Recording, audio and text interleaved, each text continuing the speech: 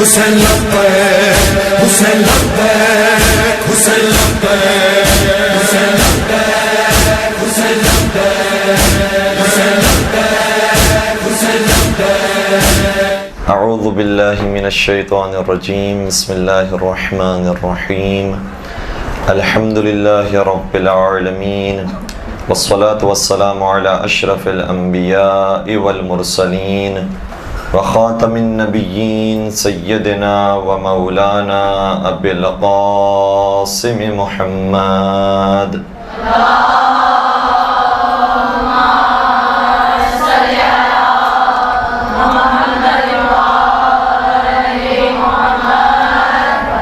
وعلى أهل بيته الطيبين الطاهرين المعصومين المظلومين ولعنة الله على أعدائهم أجمعين. أما بعد فقد قال الله تبارك وتعالى في محكم كتابه المجيد وفرقانه الحميد. بسم الله الرحمن الرحيم. الرحمن علم القرآن خلق الإنسان علمہ البیان. درود پڑھ دیجئے محمد و آل محمد.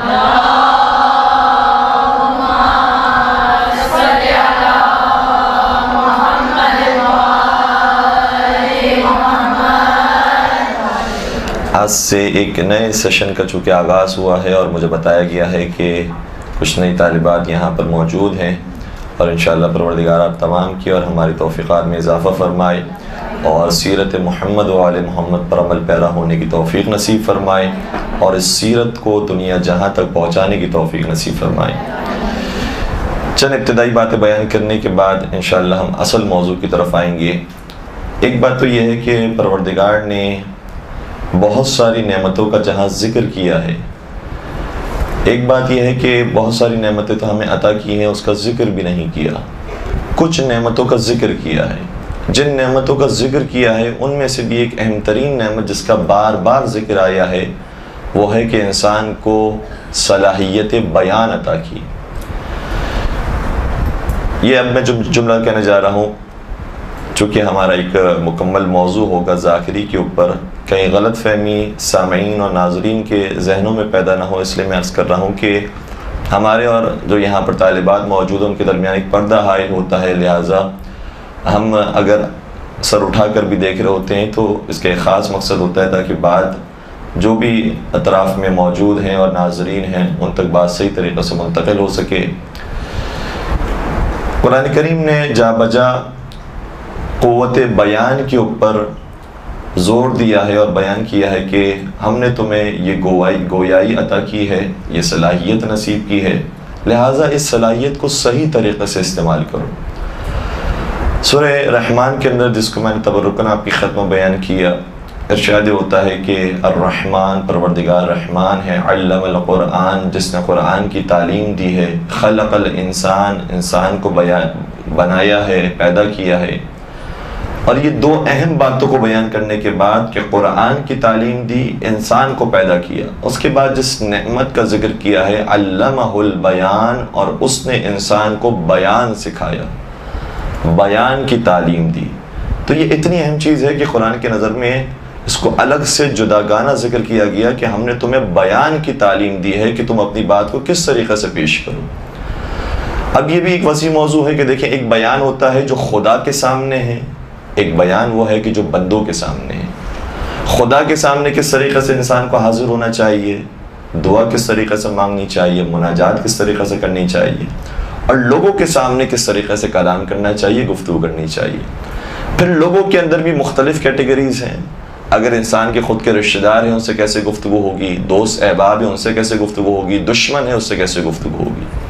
پھر جو دوست احباب ہیں، رشتہ دار ہیں، ان کے اندر بھی کیٹیگریز ہیں کہ ماں باپ سے کیسے گفتگو ہوگی، زوجہ یا شوہر سے کیسے گفتگو ہوگی، اور اولاد سے کیسے گفتگو ہوگی، اور اسی طریقے سے دوسرے رشتہ داروں سے۔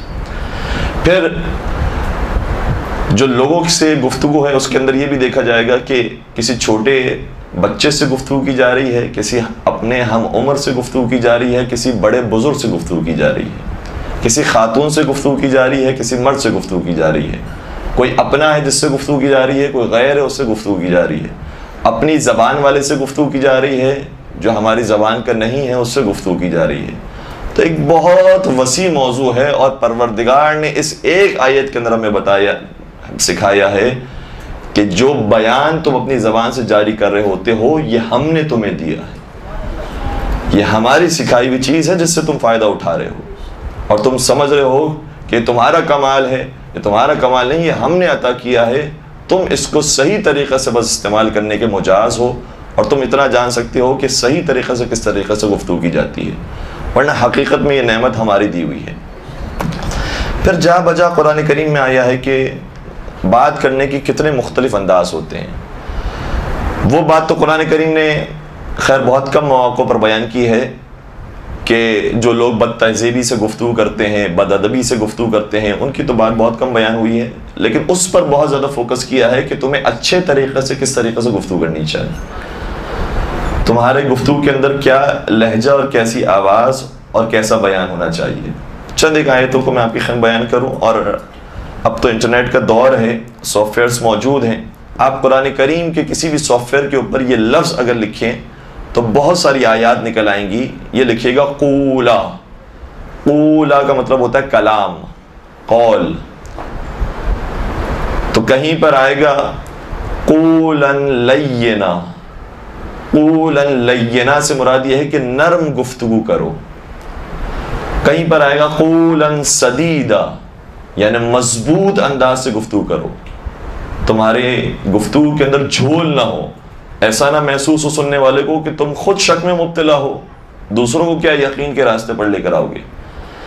اسی طریقے سے کہیں پر فرمایا قولا کریما، کہ نرمی سے گفتگو کرو، البتہ یہ نرمی اور ہے، اس نرمی سے مراد والدین کے بارے میں چونکہ یہ آیت ہے کہ وَقُلْ لَهُمَا قَوْلًا كَرِيمًا، اور والدین سے بہت نرمی سے یعنی محبت آمیز نرمی سے گفتگو کرو۔ اور وہ جو پہلے آیت تھی قَوْلًا لَيِّنًا، وہ جناب موسیٰ کے بارے میں تھی کہ جب فرعون کے مقابلے پر بھیجا کہ اے جناب ہارون اور اے جناب موسیٰ علیہ السلام آپ جائیں فرعون کے مقابلے پر تو اس سے قَوْلًا لَيِّنًا، اس سے نرمی سے بات کریں، شاید ہو سکتا ہے کہ وہ آپ کی بات سن کر ہدایت کے راستے پر آ جائے۔ بعید تو کسی سے بھی نہیں ہے، کوئی بھی آ سکتا ہے ہدایت کے راستے پر۔ جناب ہور کی مثال ہمارے سامنے موجود ہے، یزید کا بیٹا معاویہ اس کی مثال موجود ہے، اور اسی طریقے سے منصور کا بیٹا سلیمان بن ابی جعفر یا سلیمان بن منصور دوانقی اس کی مثال موجود ہے، اور کئی اور ساری مثالیں موجود ہیں۔ لہٰذا تم ان سے بھی بات کرو تو نرمی کے ساتھ بات کرو، ایسا نہ ہو کہ یہ ظاہر ہو تمہاری گفتگو سے کہ تم اس کے دشمن بن گئے ہو، تمہیں تعصب ہے اس سے، لہٰذا اس سے بھی نرمی سے بات کرو۔ کہیں پر فرمایا قولا معروفا، نیکی کے ساتھ گفتگو کرو۔ کہیں پر فرمایا قولا میسورا، اس کا مطلب بھی نرمی ہے، لیکن یہاں پر یہ ہے کہ چونکہ شاید ظاہراً بات یتیموں کے بارے میں ہے یا غریبوں کے بارے میں، مسکینوں کے بارے میں بات ہے، تو شاید وہاں پر ظاہراً یہ لفظ استعمال ہوتا ہے قولا میسورا، نرمی سے گفتگو کرو، یعنی ان پر رحم کھاؤ، ان سے نرمی سے بات کرو، اپنے آپ کو بڑا نہ سمجھو کہ خدا نے تمہیں دے دیا اس کو نہیں دیا ہے، تم سمجھ رہے ہو کہ تمہاری خود کی محنت ہے، تمہاری محنت نہیں ہے، خدا نے تمہارا بھی امتحان لیا ہے، اس کا بھی امتحان لیا ہے، لہذا اس سے نرمی سے بات کرو، رحم کھاؤ اس کے اوپر۔ کہیں پر فرمایا ہے قولا بلیغا، واضح اور صاف گفتگو کرو، تمہاری گفتگو کے اندر کوئی جھول اس اعتبار سے موجود نہ ہو کہ بات ہی تمہاری سمجھ میں نہ آ رہی ہو کہ کیا کہنا چاہ رہے ہو، تمہارا مقصد کیا ہے۔ لہذا چند ایک آیات قرآن کریم میں اس حوالے سے ہیں، اور یہ تو میں نے بہت کم پیش کی ہیں، اس سے زیادہ آیات کلام اور قول اور گفتگو کے بارے میں موجود ہیں۔ تو یہ بات تو طے ہے کہ قوت بیان یہ ایک اہم ترین قوت ہے جو پروردگار نے ہم سب کو عطا کی ہے۔ بس اب جو ہمارا مقصد ہے یہاں پر آ کر پیغام محمد و آل محمد کو عام کرنے کا، اس کے اندر چونکہ ہماری ذمہ داری بڑھ جاتی ہے کہ ہمیں عام افراد سے گفتگو نہیں کرنی ہے، بلکہ ایک بہت بڑے مجمع سے اور مختلف قسم کے مجموعوں سے گفتگو کرنی ہے۔ تو اسی اعتبار سے ہماری سوچ بھی زیادہ وسیع ہونی چاہیے کہ ہم کس جگہ پر جا کر کیسی گفتگو کر رہے ہیں۔ اور جب مجمع زیادہ ہوتا ہے، افراد زیادہ ہوتے ہیں، تو اس کے اندر ہر طرح کی سوچ رکھنے والے، ہر طرح کا مزاج رکھنے والے، ہر طرح کی ذہنیت رکھنے والے، ہر طرح کی عمر کے لوگ موجود ہوتے ہیں۔ تو ایسی بات ہو کہ جس سے صحیح طریقے سے ان تک پیغام منتقل ہو سکے۔ چنانچہ اب جو ذاکری کی بات ہم شروع کرنے جا رہے ہیں، ایک بات تو یہ ہے کہ جتنی بھی باتیں، شاید یقیناً مجھ سے پہلے بہت سارے بزرگان آ کر یہاں پر باتیں بیان کر کے گئے، ہمارے سینئر حضرات ہیں اور ہم سے زیادہ تجربہ رکھتے ہیں، اور بہت زیادہ اہم باتیں آپ کی خدمت میں وہ بیان کر کے گئے ہوں گے۔ شاید ہمارے جو باتیں ہوں گی، آرائز ہوں گی، ان کی باتوں کے بعد اس کی کوئی حیثیت، اس کی کوئی وقت باقی نہیں رہے گی۔ لیکن اتنا عرض کریں گے کہ جتنے بھی لوگ یہاں پر آ کر بات بیان کر کے چلے جائیں اور ذاکری آپ کو سکھا کے چلے جائیں کہ دیکھیں ذاکری کے اندر ان نکات کو دیکھنا پڑتا ہے، اس کے بعد اچھا ذاکر بنتا ہے، اس میں کتابوں کو دیکھنا پڑتا ہے، علماء کو سننا پڑتا ہے، اس میں نوٹنگ کرنا پڑتی ہے، اس کے اندر فلاں کام ہوتا ہے، فلاں کام ہوتا ہے، فلاں کام ہوتا ہے، لیکچرز پر لیکچرز دیے جا رہے ہیں اور آپ سنتے جا رہے ہیں، اس کو نوٹ کرتے جا رہے ہیں، اس کا اس وقت تک کوئی فرق نہیں پڑے گا جب تک آپ خود اٹھ کر ممبر پر نہ بیٹھیں۔ بات پہنچ رہی ہے؟ یہ بالکل ایسے ہی ہے کہ جیسے کسی کو شوق تو ہے کہ ڈرائیونگ کرے، وہ کار چلائے، وہ اس سے لوگوں سے بات تو سن لے کہ یہ اسٹیئرنگ ہوتا ہے، یہ گیئر ہوتا ہے، اس طریقے سے پیڈلز ہوتے ہیں، یہ گاڑی چلتی ہے، ٹریفک کے اندر بڑی احتیاط کرنی ہوتی ہے، خالی ہو تو بہت تیز نہیں بھگانی ہوتی ہے، اور اتنے لیکچرز اس نے سن لیے ہیں، لیکن اب تک وہ گاڑی میں نہیں بیٹھا۔ تو 1000 لوگوں کی باتیں سن لے، لیکن گاڑی میں جب تک نہیں بیٹھے گا اس کو کیسے پتا چلے گا کہ چلتی کس طرح سے، اس کو چلائے کس طریقے سے جاتا ہے؟ اور جب چلانا شروع کرے گا تو پھر پتا چلے گا کتنے جھٹکے لے رہی ہے، بار بار رک رہی ہے، بار بار بند ہو رہی ہے، اس کو سٹارٹ کس طریقے سے کیا جائے گا، پھر چلایا جائے گا تو کس طریقے سے آہستہ سے تیزی کی طرف جاتے ہیں۔ یہ سارے اس وقت باتیں پتا چلیں گی جب خود تجربہ کرے۔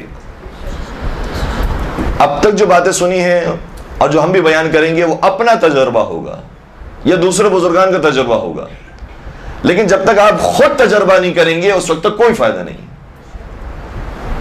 اور یہ صرف اس چیز کی بات نہیں ہے، تقریباً تمام ہی چیزوں کے بارے میں یہی ہے۔ یعنی کبھی کبھار انسان ماہ محرم ہو، ماہ رمضان ہو یا سارا سال ہو، تقریریں سنتا رہتا ہے کہ اخلاق اچھے ہونے چاہیے، سچ بولنا چاہیے، دھوکہ نہیں دینا چاہیے، غیبت نہیں کرنی چاہیے، سنتا رہا، لیکن وہی مجلس اٹھنے کے بعد بد اخلاقی ہو۔ تو جب تک عمل کی طرف نہیں آئے گا، جب تک شروع نہیں کرے گا، اس وقت تک ان ساری باتوں کو سننے کو کوئی فرق نہیں پڑے گا۔ اس لیے سب سے پہلا مرحلہ یہ ہے کہ انسان ممبر پر آ جائے۔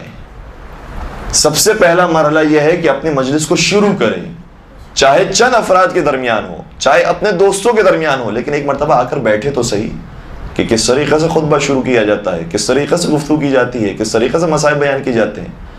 جب کچھ آ کر بیان کرے گا تو پھر آہستہ آہستہ غلطیاں اشکار ہوں گی کہ تمہارے غلطی کے اندر یہ اعراب کی غلطی تھی، یہ لفظ صحیح ادا نہیں ہوا، مخارج کی غلطی تھی، جو بیان کیا اس کے اندر تندی پائی جاتی تھی، بہت سختی سے بیان ہو رہا تھا، یا جو بیان ہوا ہے اس کے اندر وہ روایات کو بیان کر دیا ہے کہ جو آپ نے لوگوں سے سنی ہوئی ہے، یا ذاکرین سے کہنا چاہیے، البتہ ذاکرین بھی ہر طرح کے ہوتے ہیں، سنی ہوئی ہے اور آپ نے آ کر بیان کر دی جبکہ وہ کتابوں کے اندر موجود ہی نہیں ہے، یا اسی طریقے سے مصائب کے اندر آپ نے اس طرح کے اپنے خیالات کو بیان کر دیا۔ تو جب تک انسان ممبر پر نہیں آئے گا، کرسی پر نہیں بیٹھے گا، لوگوں کے سامنے نہیں بیٹھے گا، مجمع کو نہیں دیکھے گا، اس وقت تک ان سارے لیکچرز کا کوئی فائدہ نہیں ہوگا۔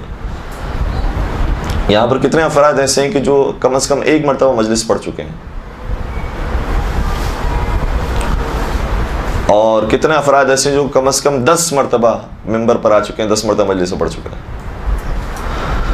ماشاءاللہ ایک اچھی تعداد ہے۔ خدا آپ کے حوصلوں کو بلند کرے، اور اپنے صحت و سلامتی کے لیے ایک درود پڑھ دیجئے، محمد و آل محمد۔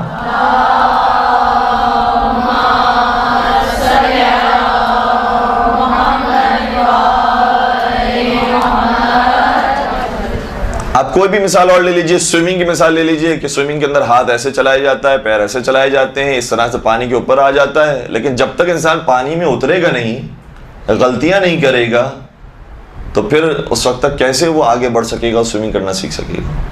کوکنگ کی بات لے لیجئے، میں آپ کی مثال دے دوں، کہ سب کی ڈائریز اس نے پڑھ لی ہے کہ فلاں شیف کس طرح سے بناتی، فلاں شیف کس طرح سے بناتی، لیکن جب تک اپنے گھر کے مسالوں کو استعمال نہیں کریں گے تو پتہ کیسے چلے گا کہ جو کھانا خود نے تیار کیا ہے اس میں کتنا ذائقہ موجود ہے، کیا چیز زیادہ ہوگی، کیا چیز کم رہے گی.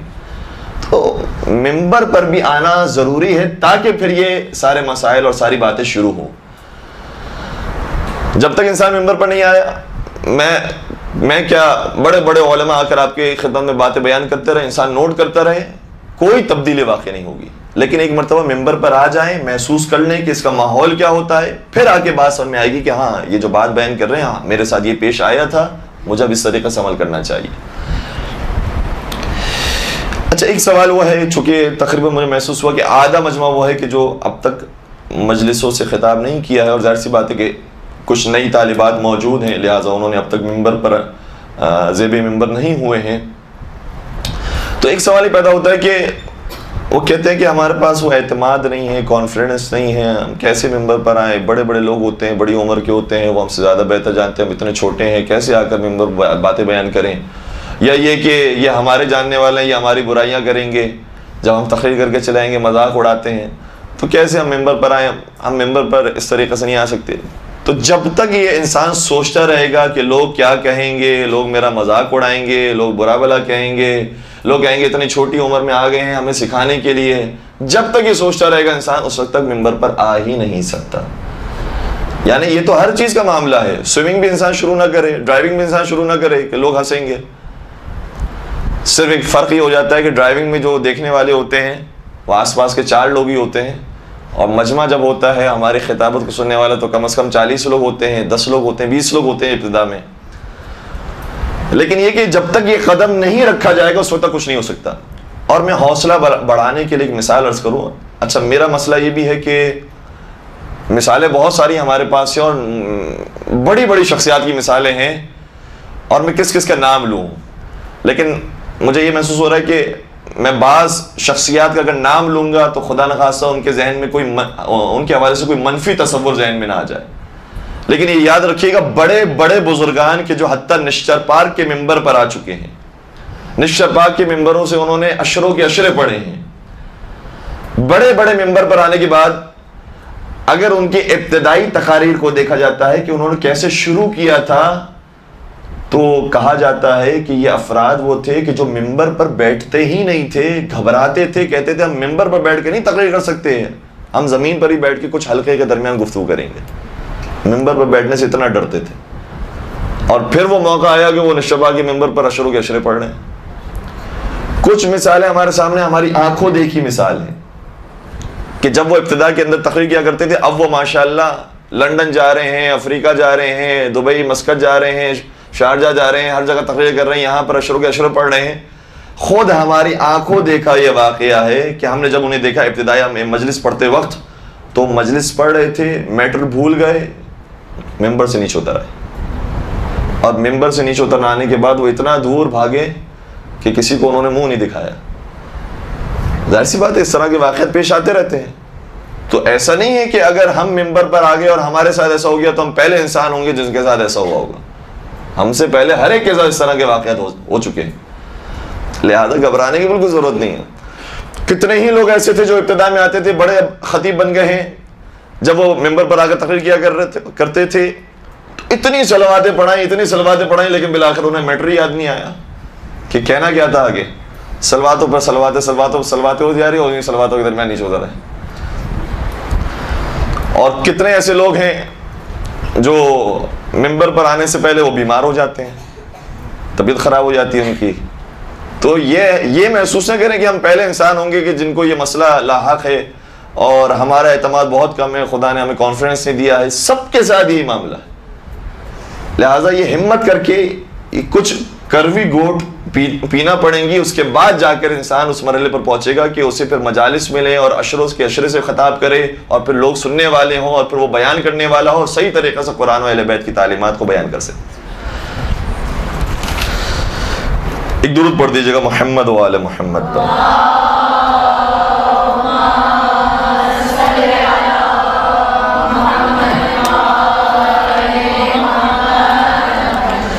اچھا، دوسری بات یہ ہے کہ ہمارے پاس جو خطابت کے اندر میراث موجود ہے، یقین جانیے گا ایسی میراث کسی کے پاس نہیں۔ جتنے علماء نے، ہمارے بڑے بڑے بزرگان نے خطابت کی ہے اور تقریریں کی ہیں، وہ واقعاً فن پارہ ہیں۔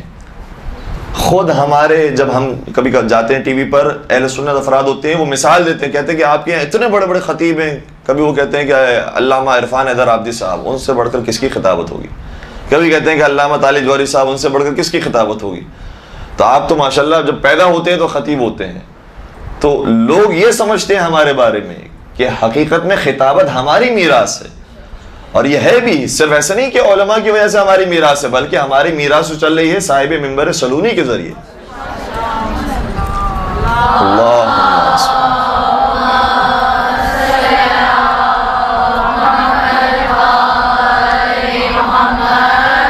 صاحب نہج البلاغہ اور منبر دربار کوفہ اور شام، ان کے خطیبوں کے ذریعے اور ان اماموں کے ذریعے ہم تک میراث میں ملی ہے یہ خطابت، کہ کیسے قافیہ ردیف کو ملایا جاتا ہے، کیسے اپنی گفتگو کو بیان کیا جاتا ہے، کیسے اپنی بات کو پہنچایا جاتا ہے۔ یہ ہمارے ائمہ کے ذریعے ہم تک پہنچی ہے، پھر علماء کے اندر انہوں نے حصہ ڈالا ہے اور وہ اس کے اندر حصے دار ہوئے ہیں، یہاں تک کہ ہم تک پہنچی ہے۔ اور ہم جو کام کر سکتے ہیں، ظاہراً محسوس ہوتا ہے کہ شاید دوسری قومیں بالکل نہیں کر سکتی، کیونکہ وہ مواقع ہمیں جو نصیب ہوئے ہیں وہ دوسروں کو موقع ہی نصیب نہیں ہوئے۔ یہ جو منبر ہے، عزاداری ہے، 2 مہینے 8 دن تک جو مجالس ہیں، یہ کس کو نصیب ہوئی ہیں؟ عیسائی دعویٰ کرتے ہیں کہ دنیا میں سب سے زیادہ ہیں، لیکن اس کے باوجود بھی انہیں تبلیغ کا وہ ذریعہ نہیں ملا ہے کہ جو حسینیوں کو ملا ہے، یہودیوں کو نہیں ملا ہے۔ آپ دوسرے مذاہب کو دیکھ لیجئے، دوسرے فرقوں کو دیکھ لیجئے، تمنا کرتے ہیں کہ کاش ہمارے یہاں بھی کوئی ایسا سلسلہ ہوتا کہ مسلسل مجلسیں ہوتی، مسلسل ہم پیغام کو عام کر سکتے، لیکن الحمدللہ ہمیں نصیب ہوا ہے۔ نہ جانے یہ اہل بیت کا دیا ہوا صدقہ ہے، ان کی دی ہوئی عطا ہے، خطابت ہے، یا یہ کہ شہزادی زہرا سلام اللہ علیہا کی دعا ہے۔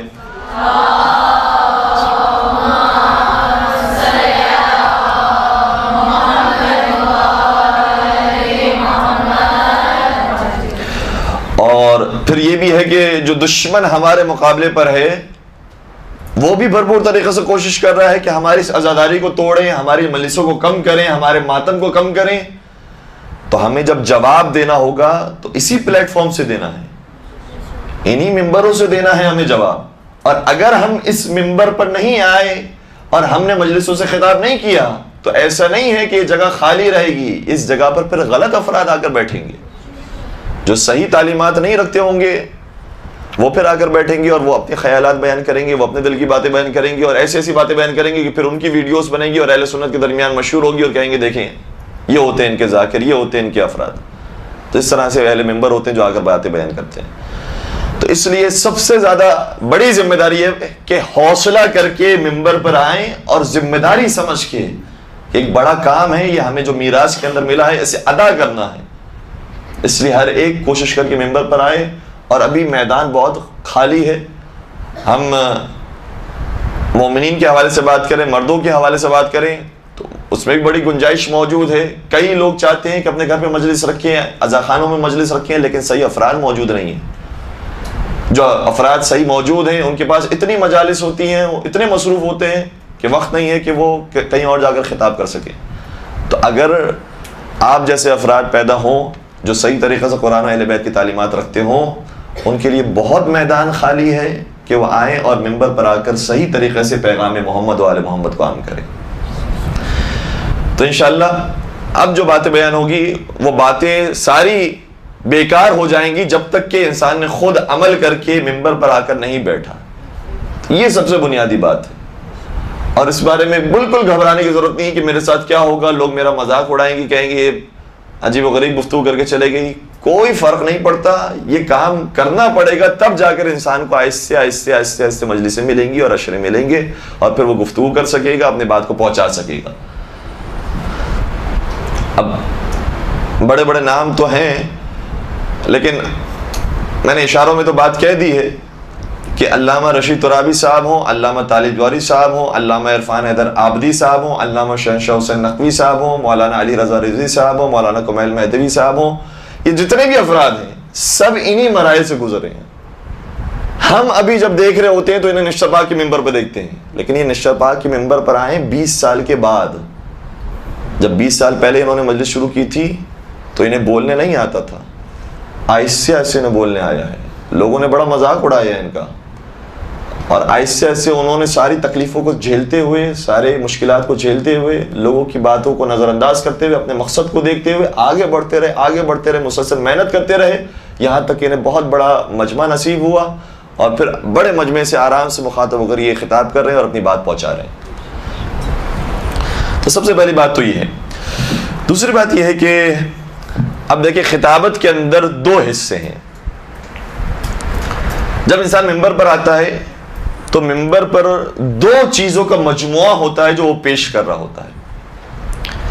ایک چیز یہ ہے کہ جو اس نے علم حاصل کیا ہے اس کو ممبر پر ڈیلیور کر رہا ہوتا ہے۔ جو قرآن اس نے پڑھا ہے، قرآن سیکھا ہے، احادیث کو سیکھا ہے، واقعات کو پڑھا ہے، جو لوگوں کی باتوں کو سنا ہے اور اچھی حکمت آمیز باتیں ہیں، وہ آ کر اپنے علم کو بیان کر رہا ہوتا ہے۔ اور دوسرا حصہ ممبر پر آنے کے بعد یہ ہوتا ہے کہ وہ کس انداز سے اپنے علم کو بیان کر رہا ہے، جس کو ہم کہتے ہیں انداز خطابت کیا ہے۔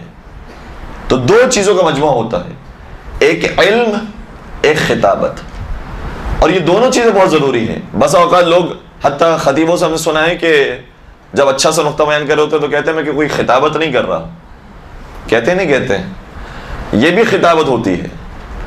جو کہہ رہے ہوتے ہیں کہ میں کوئی خطابت نہیں کر رہا، یہ بھی خطابت ہے، اور خطابت نہیں کر رہا، کوئی خطابت بری چیز نہیں ہے۔ مولا سید سجاد نے جب خطبات بیان کیے ہیں، جب شہزادی زینب کبریٰ نے خطبات بیان کیے ہیں، تو ابن زیاد پکار کے اٹھا کہ ان سے بڑھ کر کوئی خطابت میں آگے ہو ہی نہیں سکتا۔ یہ گھرانہ ہی ایسا ہے کہ جس گھرانے سے فصاحت و بلاغت کے موتی ہمیشہ نکلتے رہے ہیں، لہذا ان سے بڑھ کر کوئی فصیح و بلیغ نہیں ہو سکتا، ان سے بڑھ کر کوئی اور خطیب اور ادیب نہیں ہو سکتا۔ تو خطابت کوئی بری چیز نہیں ہے، اچھے انداز سے اپنے مقصد کو اور اپنے معاف ضمیر کو بیان کرنا، یہی خطابت ہے۔ تو 2 چیزوں کا مجموعہ ہو گئی مجلس، ایک علم، ایک خطابت، ایک علم، ایک انداز بیان۔ اب ان دونوں کے اوپر ہم تھوڑی سی گفتگو کرتے ہیں کہ انسان کو علم کہاں سے حاصل کرنا ہے، خطابت کیسے حاصل کرنی ہے۔ علم حاصل کرنے کا ایک منبع تو بہت آسان ہے، کون سا منبع ہے وہ؟ میرے ساتھ ہے نہیں؟ قرآن ہے، اور کون؟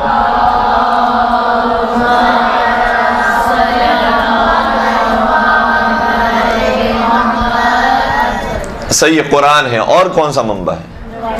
نہج البلاغہ ہے، اور کون سا منبع ہے؟ اور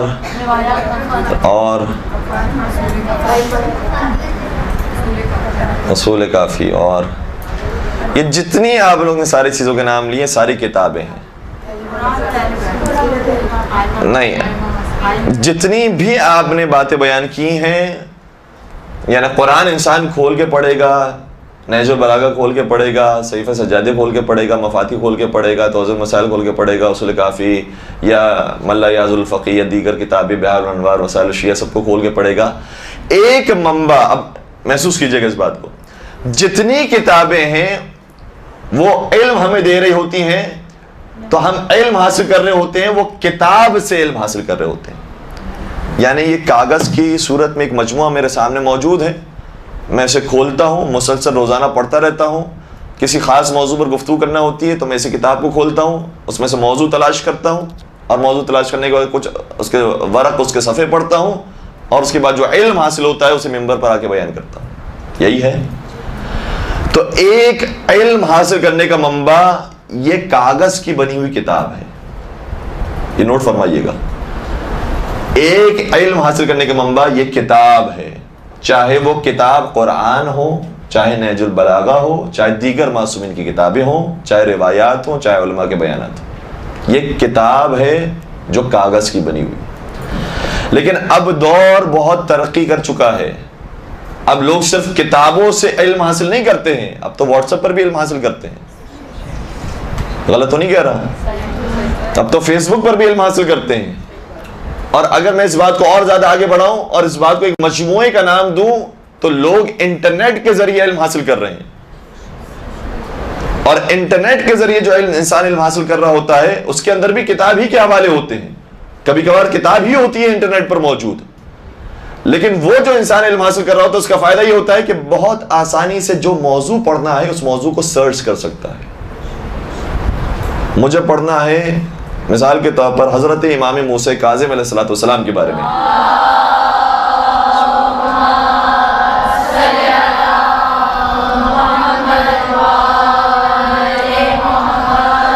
تو ایک طریقہ تو یہ ہے کہ میرے پاس لائبریری موجود ہو یا میں کسی لائبریری میں جاؤں، میرے پاس کچھ کتابیں موجود ہوں، میں ساری کتابوں میں دیکھوں حضرت امام موسیٰ کاظم کے بارے میں کہاں کیا کیا لکھا ہوا ہے، کتنی روایات ہیں، کتنے واقعات ہیں، انہوں نے کتنے مناظرے کیے ہیں، یہ سارے میں واقعات پڑھوں۔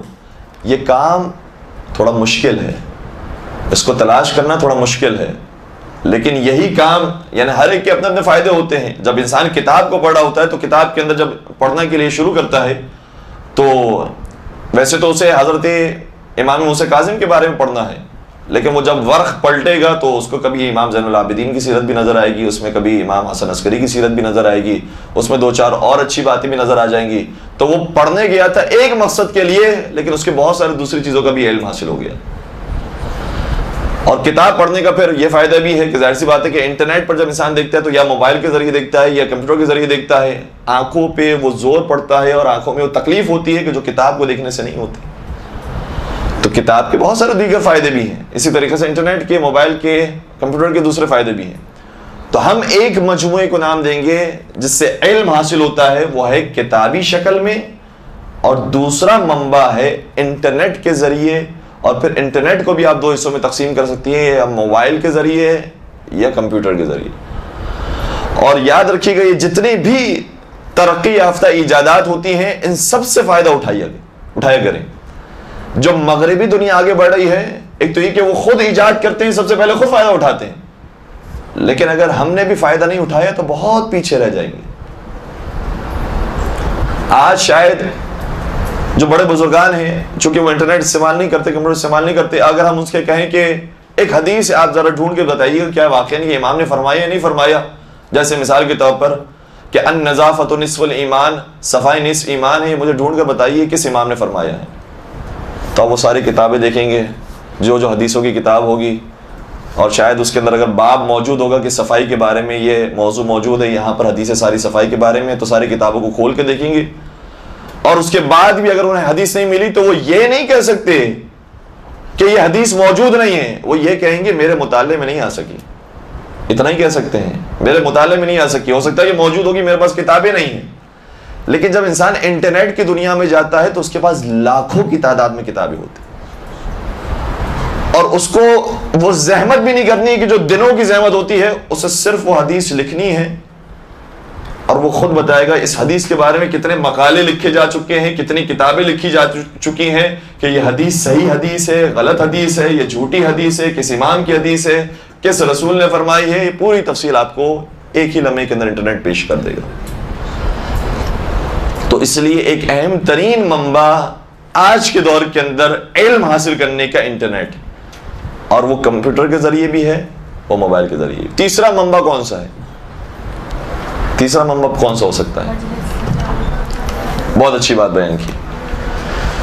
تیسرا منبع علم حاصل کرنے کا جو علماء اور ذاکرین اور خطبہ پڑھ کے جا چکے ہیں انہی کو سنا جائے، اور کچھ ایسے نکات اور کچھ ایسی باتیں کہ جو ہمارے معاشرے کے اندر یا ہم جس علاقے میں رہتے ہیں وہاں پر لوگوں نے نہیں سنی ہوئی ہیں اس کو بیان کیا جائے، یہ بھی ایک طریقہ ہو سکتا ہے۔ اس پر ہم مکمل مفصل گفتگو کریں گے۔ تو یہ تیسرا طریقہ یہ بھی ہو گیا کہ جو گزشتہ علماء نے بات بیان کی ہے ہم انہی کی مجالس کو سنیں اور انہوں نے جو اچھی باتیں بیان کی ہیں اس کو بیان کریں۔ چوتھا منبع کیا ہو سکتا ہے؟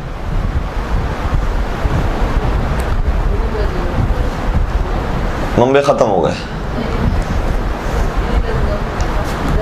آواز پہنچ نہیں پا رہی ہے۔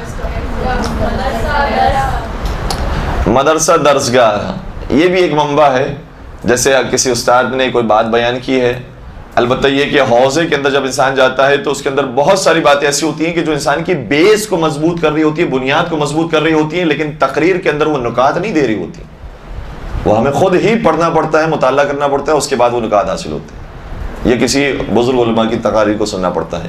یہ بھی چوتھے منبع کے اندر ضرور نوٹ فرمائیے گا۔ کہ مدرسوں کے اندر جو اساتذہ باتیں بیان کرتے ہیں اس کو اگر انسان لکھتا ہے تو وہ ایک علمی منبع بن جاتا ہے اور اس کو انسان بیان کر سکتا ہے۔ پانچویں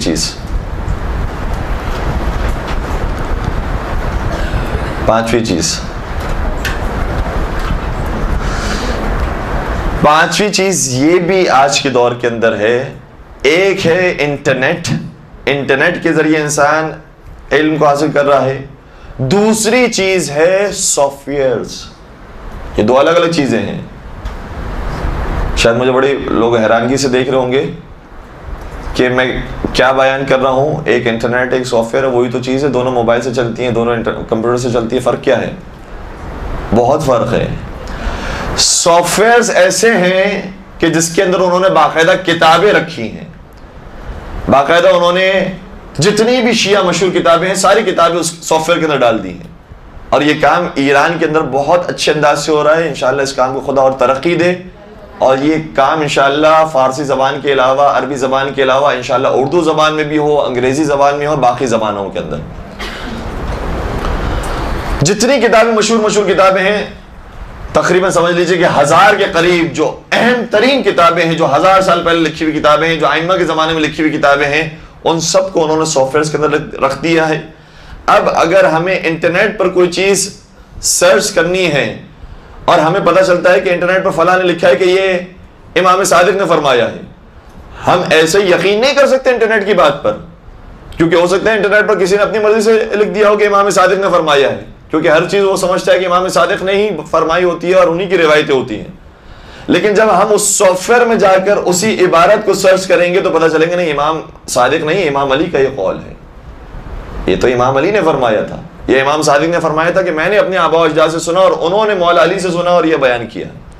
تو بات اس نے بھی صحیح لکھی ہے اور بات سافٹ ویئر کے اندر بھی صحیح نکلی ہے، لیکن سافٹ ویئر کا فائدہ یہ ہے کہ سافٹ ویئر کے اندر خود کتابیں موجود ہیں، کسی کا لکھا ہوا موجود نہیں ہے کہ کسی ایک عام شخص نے لکھ دیا کہ امام صادق نے یہ حدیث بیان کی ہے اور ہم نے دیکھ لیا کہ انٹرنیٹ پر آ گیا امام صادق نے فرمایا ہے لہذا بیان کر دو امام صادق نے فرمایا۔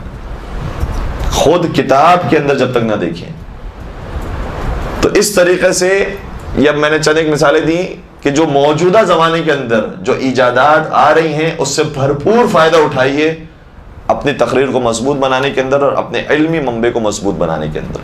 تو ایک چیز یہ ہے کہ انسان اپنے علم کو مضبوط کرے، علمی منبع کو محسوس کرے کہ کون کون سے علمی منبع اس کے پاس موجود ہیں اور اس کے سہارے سے اپنی اچھی تقریر کو تیار کرے۔ ایک اور سوال یہ ہے کہ کتنا انسان کو مطالعہ کرنا چاہیے روزانہ؟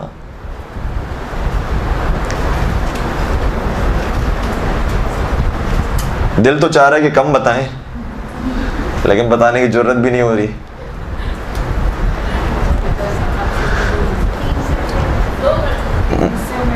2 گھنٹے 3 گھنٹے جتنی کیپیسٹی ہو، یہ سب سے اچھی بات ہے، باتیں ختم ہو گئی، جتنی کیپیسٹی ہو۔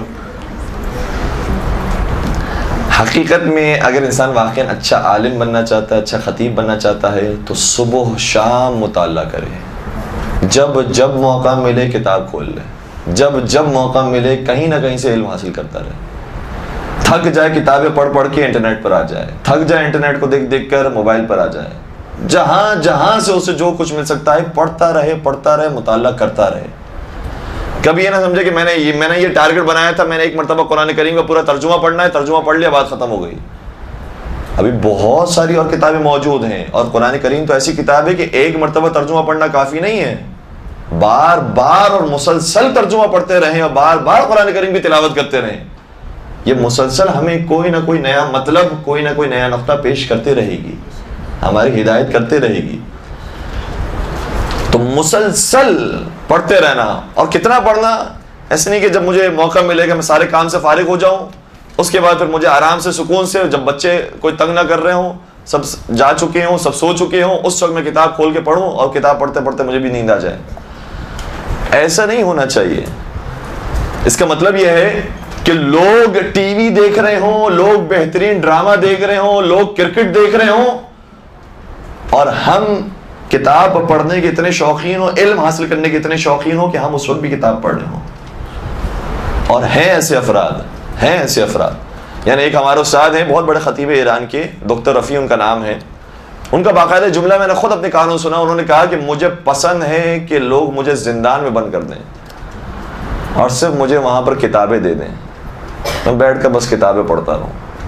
اتنا شوق ہو، دیوانہ ہو جائے انسان کتابوں کا، عاشق ہو جائے انسان علم کا، پڑھتا رہے مسلسل علم حاصل کرتا رہے، تب جا کر اس کی بات میں کوئی وزن پیدا ہوگا کہ جو بات کہنے والا واقعاً عالمانہ بات ہے، کوئی بچکانہ بات سطحی باتیں بیان کرنے والا نہیں ہے، واقعاً عالم ہے جو بات بیان کر رہا ہے. اور خود بہار الانوار کو اگر انسان پڑھنے بیٹھے تو کتنی جلدیں اس کی؟ 110 جلدیں ہیں.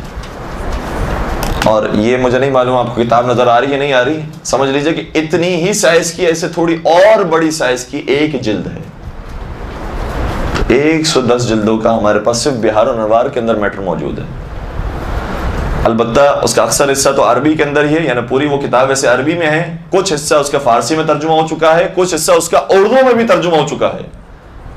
جتنا سیرت معصومین علیہ السلام کے حوالے سے حصہ ہے اس کا تقریباً اردو زبان میں ترجمہ ہو چکا ہے. تو انسان بھرپور طریقے سے کتابیں پڑھتا ہے، بہت اس کے پاس کتابیں موجود ہیں، پڑھنے کے لیے بہت چیزیں اس کے پاس. ایک ہمارے عالم دین تھے، ظاہر شیخ بھائی تھے، انہوں نے سفر اختیار کیا. جب سفر سے واپس لوٹے ہیں تو طالب علموں نے شکایت کیا کہ آپ سفر پر چلے گئے تھے، ہمارا درس معطل ہو گیا، آپ کو نہیں جانا چاہیے تھا. انہوں نے کہا کہ جس سفر میں گیا تھا اس سفر میں بھی میں فارغ نہیں بیٹھا ہوں، میں نے کتاب لکھی ہے. توجہ ہے، کتاب پڑھی نہیں ہے، کتاب لکھی ہے. انسان آرام دہ سفر بھی کرتا ہے. شیخ بھائی کا زمانہ تو ظاہراً جانوروں کے اوپر سفر کیا جاتا تھا، آج تو ایروپلین میں سفر ہو رہا ہوتا ہے. سکون دہ ماحول ہے، وہاں پر انسان سو بھی سکتا ہے، وہاں پر انسان ٹی وی بھی دیکھ سکتا ہے، دوسروں سے گپ شپ بھی مار سکتا ہے، وہاں کتاب بھی پڑھ سکتا ہے. اور کتاب پڑھنا اور ہے، لکھنا اور ہے. علماء نے ایسی زحمت کی ہے تب جا کر وہ بڑے عالم بنے ہیں. مسلسل انسان جہاں سے اسے علم حاصل ہو لینے کی کوشش کرے. مولا کائنات امیر المؤمنین حضرت علی بن ابی طالب صلی اللہ علیہ وسلم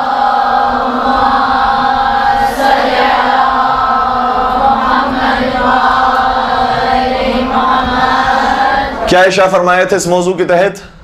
فرمایا تھا الحکمت ضالۃ المؤمن، حکمت مومن کی گمشدہ میراث ہے. مومن کی یہ گمشدہ میراث ہے، گمشدہ چیز ہے. مومن کو یہ جہاں سے ملے وہاں سے حاصل کر لے، کیونکہ اس کی چیز سے گم ہو گئی ہے، جہاں سے ملے وہ لے لے.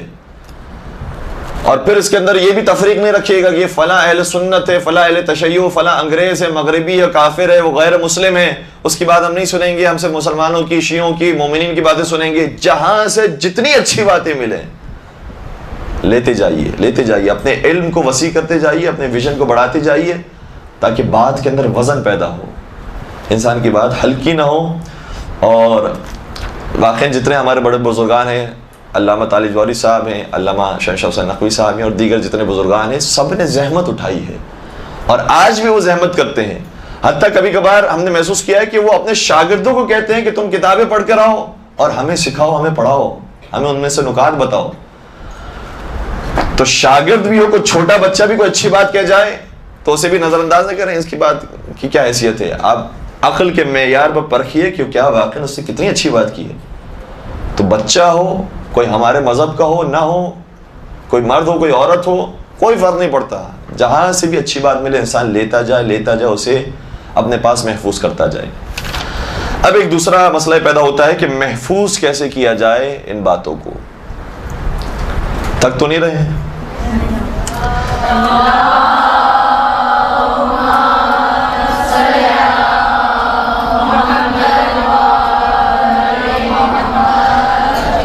ان باتوں کو محفوظ کیسے کیا جائے، کیسے نوٹ کیا جائے، بتائیے مجھے. لکھ کر. اب دیکھیں میں نے پہلے جو سوال کیا تھا پہلی دفعہ، پہلا والا، اس کے اندر بھی میں نے کہا تھا یہ تو ایک منبع ہو گیا، ایک حصہ ہو گیا. ریکارڈ کر کے. اور کیا ہو سکتا ہے؟ ذہن نشین رکھ کے. اور کیا ہو سکتا ہے؟ دیکھیں ابھی دوبارہ سے مجھے وہی درس دہرانا پڑے گا. جو جدید آلات ہیں اس سے استفادہ کریں. آپ نے جتنی نکات کو اپنے کتاب کے اندر ایک ڈائری کے اندر لکھا ہوگا اتنے ہی تقریباً نکات کمپیوٹر پر بھی لکھے ہونے چاہیے، اتنی ہی معلومات آپ کی کمپیوٹر پر بھی ہونی چاہیے. اور کتاب پر، اب چلیں ہم کتاب سے بات شروع کرتے ہیں. ایک میں نے ڈائری بنا لی اور مجھے اس ڈائری کے اندر اچھے نکات کو، اچھی باتوں کو نوٹ کرنا ہے. میں کیسے نوٹ کروں؟ دیکھیں سوال یہ پیدا ہوتا ہے کہ جو اچھی بات ہے وہ کہاں سے حاصل ہوئی ہے؟ کتاب سے حاصل ہوئی ہے، کسی عالم کی تقریر سے حاصل ہوئی ہے، انٹرنیٹ سے حاصل ہوئی ہے، موبائل سے حاصل ہوئی ہے، کہاں سے حاصل ہوئی ہے؟ اگر ویسے ہی میں نے کسی عالم کی تقریر کو سنا تو ظاہر سی بات ہے عالم کی تقریر کے اندر اس نے 1 گھنٹے کی تقریر کی ہے، اس کے اندر 5 نکات ایسے ہیں جو مجھے بہت اچھے لگے. اب 5 نکات کو مجھے محفوظ کرنا ہے، تو اگر میں نے عالم کی تقریر کو محفوظ کرنا ہے تو پھر میں ریکارڈنگ کر کے محفوظ نہیں کروں گا کہ وہ تو ویسے ہی ریکارڈڈ ہے. پھر دوبارہ جب مجھے ریکارڈنگ ہی سننی ہے تو وہ پہلی ریکارڈنگ ہی کافی ہے. اس لیے اس کے 1 گھنٹے کی تقریر کو جو اس کے اندر 5 اچھے نکات تھے اسے صرف 1 صفحے پر یا آدھے صفحے پر لکھوں گا. جتنا شارٹ کر کے اور جتنی اہم باتیں ہو سکتی ہے وہ میں 1 صفحے پر لکھ لوں گا. اور وہ 1 صفحہ بھی ایسا نہ ہو کہ آج 1 صفحہ موجود ہے، کل وہ پتہ نہیں وہ کسی روٹی کے اندر استعمال ہو گیا اور کسی سالن کے اندر استعمال ہو گیا اور وہ غائب ہو گیا. ایک باقاعدہ ڈائری موجود ہو، باقاعدہ کاپی موجود ہو کہ جس کے اندر میں نے مسلسل نکات کو لکھنا ہے. جہاں جہاں سے مجھے اچھی باتیں ملے وہ ان نکات کو لکھنا ہے. اور ان نکات کو بھی جو لکھنا ہے وہ ایسے نہیں کہ میں نے مثال کے طور پر علامہ تعالی جلال صاحب کی میں نے تقریر سنی، ان کی تقریر کے اندر 10 اچھے نکات تھے، ان کو میں نے ایک ساتھ لکھ دیا. اب ہو سکتا ہے کہ کوئی نقطہ وہ ہو کہ جو عزاداری کے بارے میں ہو، کوئی نقطہ وہ ہو کہ جو مولا علی کے بارے میں ہو، کوئی نقطہ وہ ہو جو مولا حسین کے بارے میں ہو، کوئی نقطہ ہو کہ جو اہل سنت کے بارے میں ہو. مختلف موضوعات پر انہوں نے نکات دیے ہیں. اب جب مجھے گفتگو کرنی ہے تو مجھے عزاداری کے اوپر گفتگو کرنی ہے. اب میں دیکھوں گا نہیں کہ طالب وارث صاحب نے عزاداری کے اوپر کیا کہا اور علامہ قلب صادق صاحب نے کیا کہا اور علامہ صادق حسن صاحب نے کیا کہا اور علامہ شہنشاہ حسین نقوی صاحب نے کیا کہا، بلکہ میرے پاس جو ڈائری موجود ہو اس میں موضوع بندی ہو، فہرست موجود ہو. اور فہرست ایسی بنائی ہو کہ میرے پاس موضوع ہے، امام علی، امام حسن، امام حسین، امام زین العابدین، تمام ائمہ کے نام، اس کے بعد جو اور ہماری اخلاقی اقدار ہیں، مثال کے طور پر نماز، روزہ، حج، زکوٰۃ، پھر اس کے بعد اور دیگر جو مسائل ہیں، عزاداری ہے، محرم ہے، ماتم ہے، پھر اہل سنت کے ساتھ جو مسائل پیش آتے ہیں وہ ہیں، اور کچھ اخلاقی باتیں ہیں جیسے کبھی خواتین کی تربیت کے لیے، کبھی اولاد کی تربیت کے لیے درس دینا ہے. یہ سارے موضوعات میرے پاس موجود ہوں.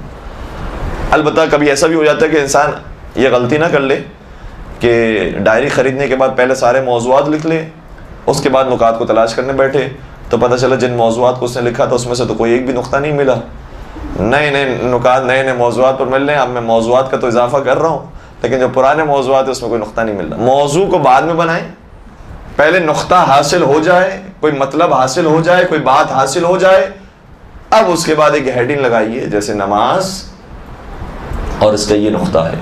پہلے صفحے پہ جو فہرست بنی ہوئی اس میں لکھیں نماز، صفحہ نمبر اس پر نماز کے بارے میں نے نوٹنگ کی ہے.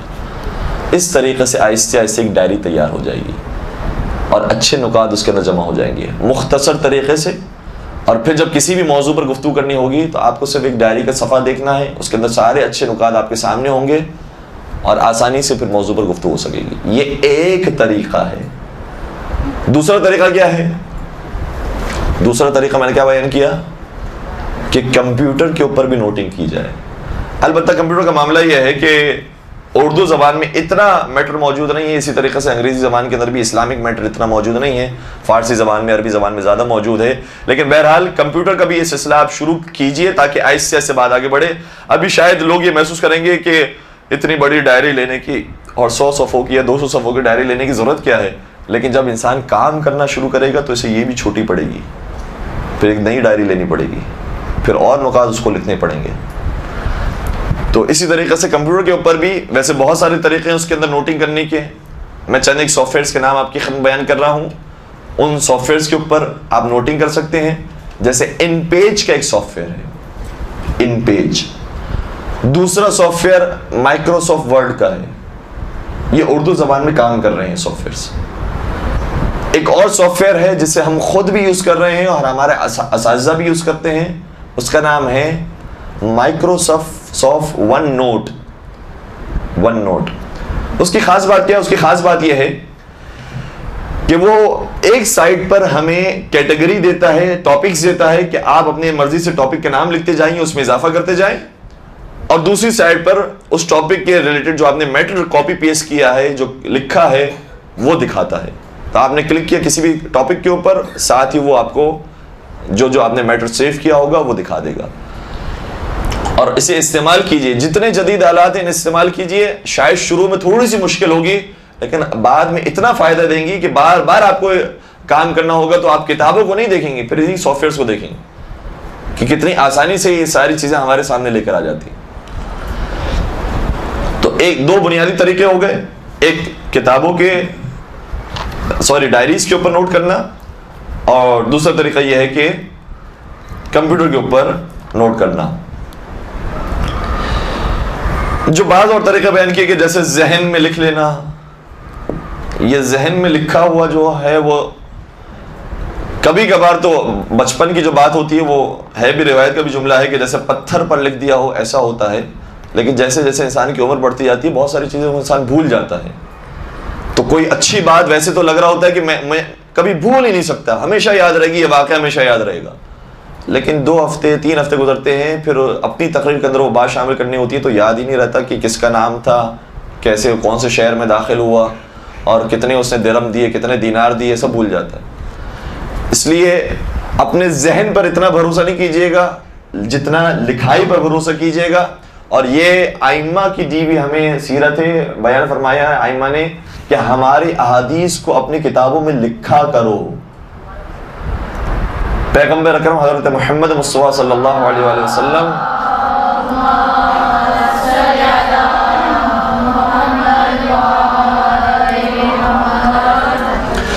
جب بیان کیا کرتے تھے درس کو، تو ایک تو طریقہ یہ ہے جو آپ نے یقیناً سنا ہوگا کہ امام حسن علیہ السلام آیت کو سنا کرتے تھے اور اپنی مادر گرامی کی خدمت میں جا کر وہ آیت پہلے سنا دیا کرتے تھے اور بعد میں مولا کائنات گھر میں آیا کرتے تھے. یقیناً سنی ہوگی روایت. دوسرا جو طریقہ، اور بہت سارے افراد اس طریقے سے عمل کیا کرتے تھے کہ ان کے پاس کاپیاں موجود نہیں تھی، کاغذ موجود نہیں تھا، وہ درخت کی چھال پر، اپنے نالین پر، کسی جانور کی کھال پر لکھ لیا کرتے تھے. اور چونکہ اس زمانے میں ظاہر سی بات ہے کہ درخت کی چھال بھی ہر ایک کے پاس موجود نہیں ہوتی تھی، یا اتنے غریب ہوتے تھے کہ ہر ایک اتنی چھالیں اور اتنے صفحے نہیں خرید سکتا تھا. لہٰذا اسے پورا دن پڑھتے رہتے تھے، ایک دوسرے کو سناتے رہتے تھے، مباحثہ کرتے رہتے تھے، اور پھر اگلا دن جب پیغمبر اکرم درس دیتے تھے تو اسے مٹا کر دوبارہ اس کے اوپر نئی بات لکھتے تھے. زحمتیں اٹھائی ہیں لوگوں نے. تو آج تو ہمارے پاس بہت آسانی سے موجود ہے، تو کتابوں کو جتنا پڑھ سکتے ہیں، جتنی ڈائریز آپ اچھے طریقے سے اچھے نکات کی بیان لکھ سکتے ہیں وہ لکھیے. اسی طریقے سے انٹرنیٹ اور کمپیوٹر کو یوز کریں، اس کے اندر جو سافٹ ویئرس ہم نے آپ کو بتائے ہیں انشاءاللہ وہ اور بہت سارے اور سافٹ ویئرس ہوں گے. یقیناً ہم سے یہاں پر ماہر افراد اور زیادہ کمپیوٹر کو سمجھنے والے افراد موجود ہیں، وہ ہم سے زیادہ بہتر مشورہ دیں گے انشاءاللہ. ان کے مشورے سے بھی آپ مستفیض ہوں. اسی طریقے سے بعض لوگ ایسے ہیں کہ جو موبائل پر بھی سیو کر رہے ہیں، یعنی ہم بھی ابھی اس لیول پر نہیں آئے. جو آنے والے نئے افراد ہیں وہ حتیٰ موبائل کے اوپر اچھے نکات کو، ان کے پاس سافٹ ویئرس موجود ہیں، اس کو نوٹ کرتے ہیں اور مختصر نقطے کو چند ہی کلمات کے اندر وہ نوٹ کر کے ذہن نشین رکھ لیتے ہیں، اور اس کے بعد کہیں پر بھی گفتگو کرنی ہوتی ہے آسانی سے سرچ کر کے موبائل ہی کو دیکھ کر وہ تقریر بیان کر سکتے ہیں. موبائل کے اندر بھی ایسے سافٹ ویئرس موجود ہیں، البتہ میرے پاس معلومات نہیں ہے کہ وہ کون سے سافٹ ویئرس ہیں. لہٰذا موبائل کے اوپر بھی اگر نوٹنگ کی جائے تو وہ اور بھی آسان ہو جائے گا، کیونکہ موبائل انسان کے ہمیشہ ساتھ رہے گا. کہیں پر بھی کوئی اچھی بات پڑھی، حتیٰ اور یہ اس کے اوپر کتاب لکھی گئی ہے، شاید تعجب ہوگا آپ کو، گاڑیوں کے پیچھے جو کبھی کبھار اچھے اچھے جملے لکھے ہوتے ہیں، رکشہ کے پیچھے اچھے اچھے جملے لکھے ہوتے ہیں، اس پر کتابیں لکھی ہیں لوگوں نے. کتاب لکھی 100 صفحے کی، کچھ صفحوں کی، کہ جو اچھی باتیں کہیں پر لکھی ہوئی انہوں نے دیکھی اور دل پہ لگنے والی بات ہے، عقل میں آنے والی بات ہے، اس کو نوٹ کیا اور موضوع بندی کی ہے.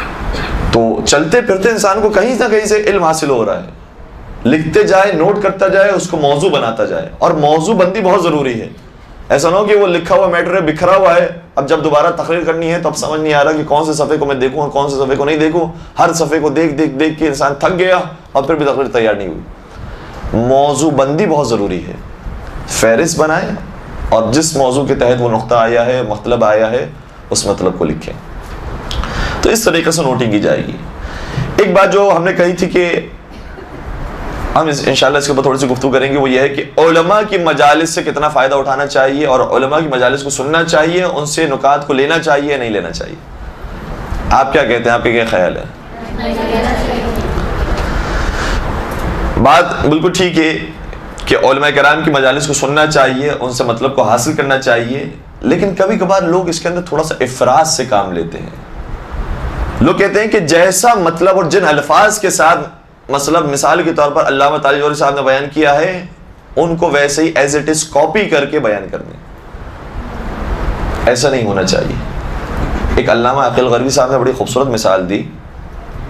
انہوں نے کہا کہ جب ہم نے خطابت کو شروع کیا تھا تو ہمارے جو اساتذہ تھے وہ کہتے تھے کہ بیٹا اچھا خطیب اگر تم نے بننا ہے نا تو فلاں جو خطیب ہے اس کو کاپی کرو.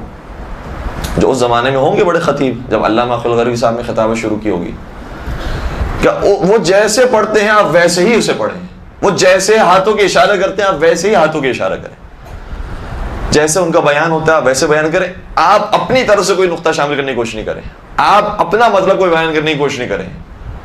اس موقع پر یہ علامہ عقیل غربی صاحب کے جملے، انہوں نے کہا کہ گویا ہمارے اساتذہ ہمیں یہ کہتے تھے کہ جو خود کا ضمیر ہے اسے مارو، جو خود کی خودی ہے اسے مارو، اور جو دوسرے کی خودی موجود ہے وہ تمہارے اپنے اندر لے کر آ جاؤ. یہ ممکن نہیں ہے.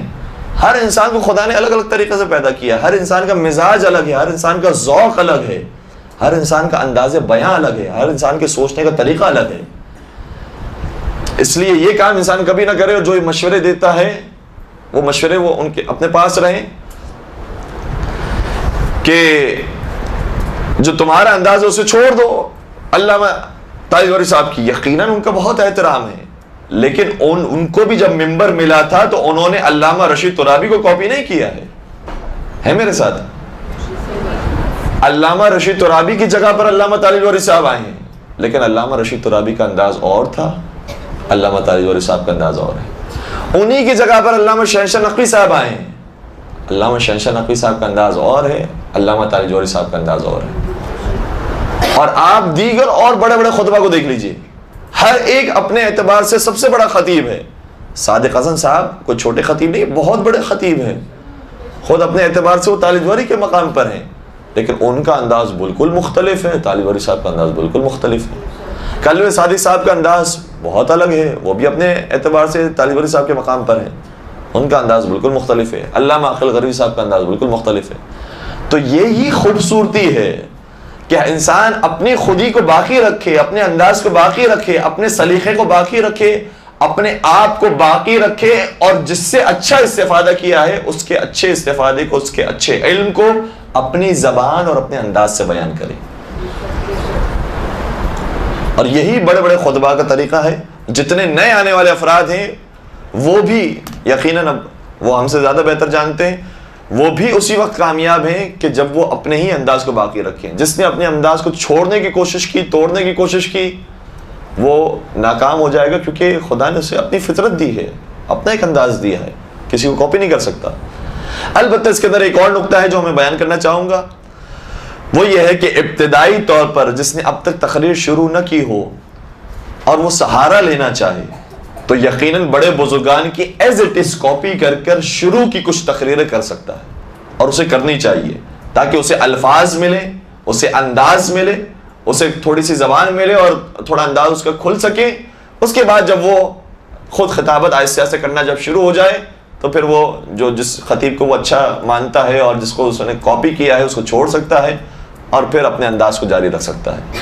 لیکن ابتدا کے اندر اگر کسی خطیب کو کاپی کرنا چاہیں تو اس کے اندر کوئی مذائقہ نہیں ہے، کرنا چاہیے. وہ افراد کے جو بالخصوص تھوڑا سا خطابت ان کے لیے نئی چیز ہے، اگر وہ کسی اچھے بڑے خطیب کو، اور کسی بھی خطیب کو، ضروری نہیں ہے کہ طالب جوہری صاحب ہی کو ہم سنیں، آپ کو جو خطیب پسند ہے، آپ کو کلب صادق صاحب پسند ہے آپ ان کی تقریر کو سنیں، آپ کو عقیل غربی صاحب پسند ہے آپ ان کی تقریر کو سنیں، آپ کو علی رضا رضوی صاحب پسند ہے آپ ان کی تقریر کو سنیں، کوئی بھی آپ کو پسند ہے آپ ان کی تقریر کو ایز اٹ از کاپی کریں، ان کے الفاظ کو باقاعدہ لکھیں اور انہی الفاظ کو دہرائیں، انہی الفاظ کو پیش کر دیں. ابتدا کی مجالس کے اندر یہ بھی کافی ہوتا ہے. ممبر پر آنا ضروری ہے چاہے کسی بھی طریقے سے ممبر پر آئے، آہستہ آہستہ پھر جب ممبر پر آنے کے بعد انسان میں حوصلہ، کانفیڈنس زیادہ بڑھتا جائے گا تو پھر دوسروں کے انداز کو چھوڑ کر اپنے انداز پر آ سکتا ہے۔ ایک درود پڑھ دیجئے محمد و آل محمد۔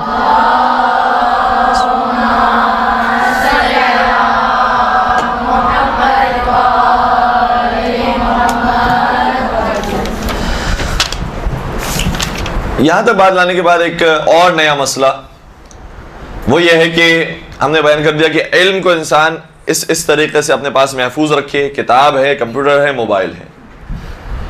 جب تقریر بیان کرنے کا وقت آئے تو اب اس علم سے کیسے استفادہ کریں؟ اب نیا سوال یہ ہے کہ جو علم ہم نے محفوظ رکھا تھا اس علم سے ہم اپنی تقریر میں کیسے استفادہ کریں؟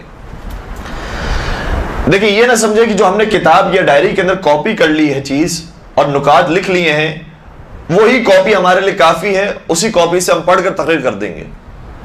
نہیں، کبھی کبھار ایسا ہوتا ہے اور بہت دفعہ ایسا ہوتا ہے کہ جب انسان کو نماز کے موضوع پر، عزاداری کے موضوع پر یا کسی بھی موضوع پر گفتگو کرنی ہے، اس کے پاس جو نوٹڈ پوائنٹس ہیں وہ 2 ہیں، وہ 3 ہیں۔ اب 3 پوائنٹ سے تو تقریر تیار نہیں ہوگی، کچھ بات ہو، کوئی واقعہ ہو، کوئی حدیث ہو، کوئی روایت ہو، مثالیں ہوں، اس کے بعد جا کر بات بیان ہو سکتی ہیں۔ تو ان 3 پوائنٹس کو پھر کچھ اور پوائنٹ سے ملانا اور اپنی بات کو مزید آگے بڑھانا تاکہ بات مسلسل آگے بڑھتی رہے، اس کے لیے کچھ اور پوائنٹس کو یقیناً ایک صفحے پہ کچھ پوائنٹس لکھیں، کچھ اور پوائنٹس کسی اور جگہ پہ لکھیں، کچھ کمپیوٹر پہ لکھیں، کچھ موبائل پہ لکھیں، ساری جگہ پہ لکھیں۔ ان سارے پوائنٹس کو جب تقریر کرنے کا وقت آئے تو ایک تقریر کے لیے بھی ڈائری ہونی چاہیے، وہ الگ ڈائری ہو، اور اس ڈائری کے اوپر یہ لکھا ہو کہ جیسے مجھے یہ درس مدرسۃ القائم میں دینا ہے، اس تاریخ کو دینا ہے، سرنامہ کلام کی آیت یہ ہونی چاہیے، خطبہ موجود ہے، سرنامہ کلام کی آیت موجود ہے، اس ترتیب سے میرا مقدمہ شروع ہوگا، تمہید شروع ہوگی، پھر اصل مطلب آئے گا، مطلب آگے بڑھتا جائے گا، آگے بڑھتا جائے گا، نکات، اور اس کے بعد اس نقطے سے مصائب کی طرف آؤں، اور اس کے بعد مجلس ختم ہوگی۔ پھر دعا کے اندر مجھے کون کون سی دعائیں کروانی ہیں، کس طریقے سے دعا کے جملوں کو ادا کرنا ہے، اور مجمع کس طرح کا ہے، کس طرح کی مجھے گفتگو کرنی ہے، اس کے لیے باقاعدہ ایک الگ کتاب ہونی چاہیے کہ جس کے اندر صرف مجلس اور تقریر کو نوٹ کیا ہو۔ ایک کتاب کے اندر، ایک ڈائری کے اندر آپ نے نکات کو لکھا ہے، دوسری ڈائری کے اندر مجلس کو لکھا ہے، اور پھر ظاہر سی بات ہے کہ مدرسۃ القائم کے اندر درس ہو رہا ہے، محفل شیخ خراسان میں درس ہو رہا ہے، دیگر اور بڑی محافل کے اندر انچولی میں درس ہو رہا ہے، یا محفل مرتضیٰ میں درس ہو رہا ہے، دیگر مقامات پر درس ہو رہا ہے، تو وہاں پر آپ نے جگہ کا نام لکھا، تاریخ لکھی، اور اس کے بعد اپنے ان نکات کو لکھا۔ نکات کو کتنا لکھنا ہے؟ کیا صرف پوائنٹس لکھنے ہیں، ایک جملے کے اندر مجھے پوائنٹس لکھنے ہیں، یا پوری کی پوری تقریر لکھنی ہے؟ کیا کہتے ہیں آپ؟ جو کہہ رہے ہیں پوائنٹس لکھنے چاہیے، لگتا ہے وہ پہلے تقریر کر چکے ہیں۔ جو پہلی دفعہ تقریر کر رہا ہوتا ہے اسے ایک ایک لفظ کو ادا کرنے کے لیے لکھنا پڑتا ہے کہ میں یہ صحیح لفظ ادا کر سکوں، اس کے لیے میرے پاس پہلے سے الفاظ تیار ہوں۔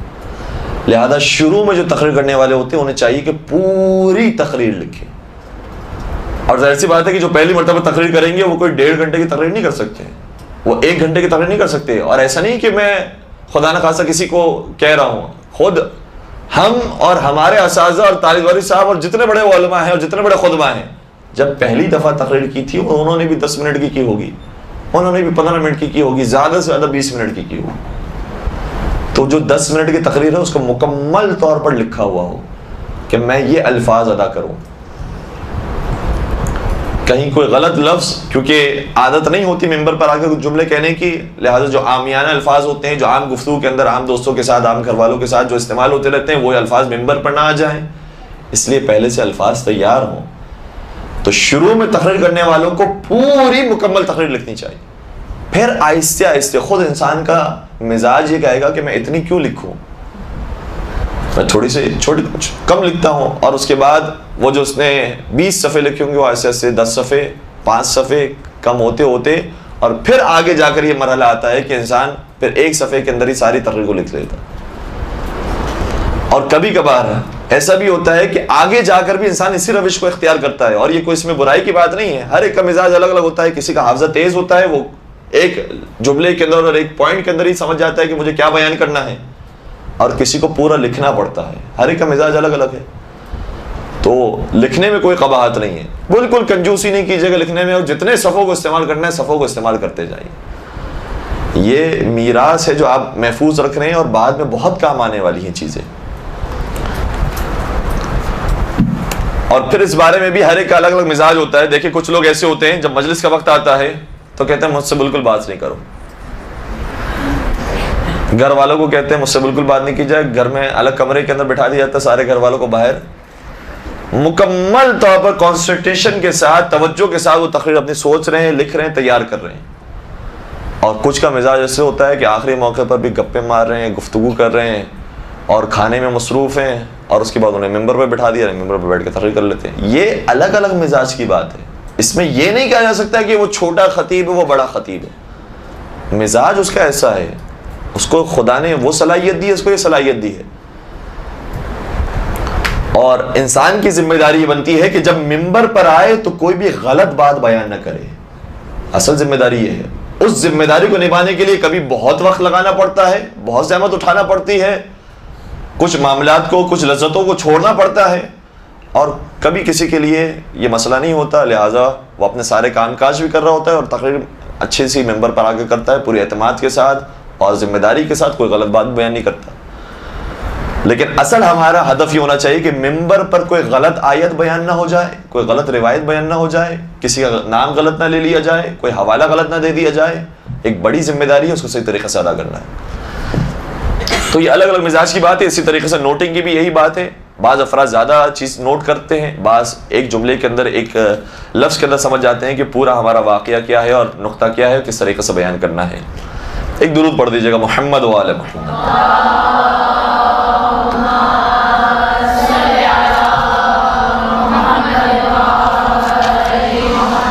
وقت ہمارے پاس بہت کم رہ گیا، چند ایک باتوں کو بس میں جلدی جلدی بیان کر رہا ہوں. ایک اور بات یہ ہے کہ جب انسان تقریر کو لکھتا ہے، جو ایک الگ ڈائری اس کے لیے ہے، تقریر کی مجلس کی ڈائری لی ہے، اس کو لکھتا ہے، تو اس کے اندر کچھ چیزیں ایسی ہوتی ہیں کہ جو بار بار اسے پیش کرنی پڑتی ہیں.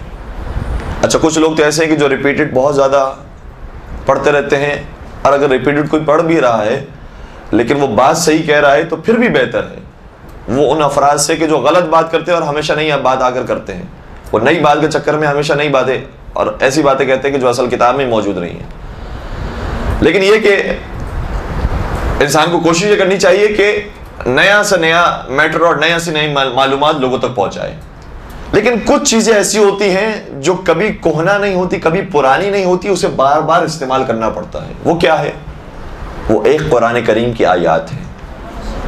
قرآن کریم کی آیات کو جتنا حفظ انسان کر سکتا ہے کرے، کیونکہ اسے بار بار اسے پیش کرنا پڑے گا. کبھی کسی موضوع کے لیے، کبھی کسی نقطے کے لیے، کبھی کسی مطلب کے لیے، بار بار اسے پیش کرنا پڑے گا. قرآن کریم کی آیات کو ہمیشہ حفظ رکھیں اور انہیں بار بار تقریر کو اندر شامل کرتے رہیں. اور یہ بات بھی ہے کہ جتنا انسان قرآن کریم کی آیات کو شامل کرتا ہے، اس کی تقریر کے اندر ایک علمی وزن پیدا ہوتا ہے. وہ کچھ نہ کہے، صرف عربی پیش کر رہا ہے، لیکن اس کی بات کے اندر ایک مضبوطی آ جاتی ہے، پختگی آ جاتی ہے. لہذا کچھ چیزیں ایسی ہیں جو انسان کو بار بار پیش کرنی ہے. ان میں سے ایک قرآن کریم کی آیات ہے، اسی طریقے سے معصومین علیہ السلام کی احادیث ہیں، روایات ہیں، اور اسی طریقے سے اشعار، جو اچھے علمی اشعار ہوتے ہیں، اچھے دل میں اتر جانے والے اشعار ہوتے ہیں، وہ بھی مجمع کو ساتھ رکھنے کے لیے اور اپنا مفہوم صحیح طریقے سے دلوں میں اتارنے کے لیے بہت ضروری ہوتے ہیں کہ اشعار کو اچھی طریقے سے پیش کیا جائے. تو کچھ چیزیں ایسی ہوتی ہیں جو کبھی پرانی نہیں ہوتی، بار بار اسے ریپیٹ کیا جائے تو اس کے اندر کوئی مذائقہ نہیں ہوتا، ہمیشہ اس کی تازگی باقی رہتی ہے. اس کے بعد ایک بات یہ ہے کہ یہ تو ابھی ہم نے کچھ بنیادی باتیں ابتدائی طور پر بیان کر دی. کچھ باتیں ایسی ہیں کہ جو تھوڑا سا آگے جانے کے بعد انسان کو ضرورت پڑتی ہے اس کی. وہ یہ ہے کہ ہمیشہ اپنے ساتھ کسی اچھے دوست کو، کسی گائیڈر کو ضرور رکھیں. کچھ ایسے یہاں پر گھرانے موجود ہوں گے کہ جن کے شاید والدہ کوئی ذاکرہ ہوں، والد کوئی عالم ہوں، کوئی ذاکر ہوں، خطیب ہوں. لیکن جو ایسے گھرانے ہوتے ہیں بڑے خوش قسمت ہوتے ہیں، ان کے پاس ہمیشہ ایک گائیڈر موجود ہوتا ہے، گائیڈنس کرنے والا. بیٹا تم نے یہاں پر یہ غلطی کی ہے، اس کو اس طریقے سے بیان کیا جاتا ہے، مجمع کو اس طریقے سے ساتھ لیا جاتا ہے، اس طریقے سے اپنی بات پہنچائی جاتی ہے. ہر بات کے اندر ہر مجلس کے اندر وہ کوئی نہ کوئی چیز گائیڈ کرتے رہتے ہیں. لیکن اگر نہیں بھی ہے کسی کے پاس تو اپنی ہی گیدرنگ کے اندر حتیٰ جو شاگرد ہیں ان سے بھی مشورے لے سکتے ہیں, جو اساتذہ ہیں ان سے بھی مشورے لے سکتے ہیں کہ کیا محسوس کرتے ہیں کہ کیا بہتری آ سکتی ہے ہماری گفتگو کے اندر. مشورے لے سکتے ہیں انسان. البتہ محسوس کرنا چاہیے کہ مجھے مشورے کس سے لینے ہیں. ہر ایک سے بھی انسان نہ لینے لگے کہ پتہ چلے کہ مولانا کو خود اپنے اوپر کوئی اعتماد ہی نہیں ہے, کہ ہر ایک سے پوچھتے رہنے کہ آپ کو میری مجلس کیسے لگی اور میری مجلس کیسے بہتر ہو سکتی ہے, اور میری مجلس کے بارے میں کیا فرماتے ہیں, میری مجلس میں نقص کیا ہے, ضعف کیا ہے. وہ افراد کے جو تھوڑی سی قابلیت رکھتے ہیں, جو ہمارے مزاج کو سمجھتے ہیں, ہماری تقریر کو سمجھتے ہیں, آتے رہتے ہیں ہمارے ساتھ, ہماری مجلسوں کو سنتے رہتے ہیں کہ مجلسیں کیسے بہتر ہو سکتی ہے. اور اسی طریقے سے انسان جو دوسرے خطبہ کی مجلسیں سن رہا ہے ان سے مدد حاصل کرتا ہے کہ دیکھیں انہوں نے یہی مطلب بیان کیا لیکن کتنی خوبصورتی کے ساتھ بیان کیا. دیکھیں ایسا اتفاق بہت ہوگا جب انشاءاللہ آپ مجالس شروع کریں گے. ایک واقعہ ہے کہ جو ہم نے بیان کیا بعین ہی یہی واقعہ مولانا یا علامہ ذیشان جوادی صاحب نے بیان کیا, یہی واقعہ بعین ہی صادق حسن صاحب نے بیان کیا, یہی واقعہ بعین ہی جہان علی شاہ کاظمی صاحب نے بیان کیا. انہوں نے جب بیان کیا تو مجمع ہل گیا, ایک اثر پیدا ہوا, لوگ واقعا نماز شب کی طرف آ گئے. اور جب ہم نے بیان کیا لوگ سننے والے نہیں تھے, پتہ ہی نہیں چلا کہ واقعہ ختم ہو گیا.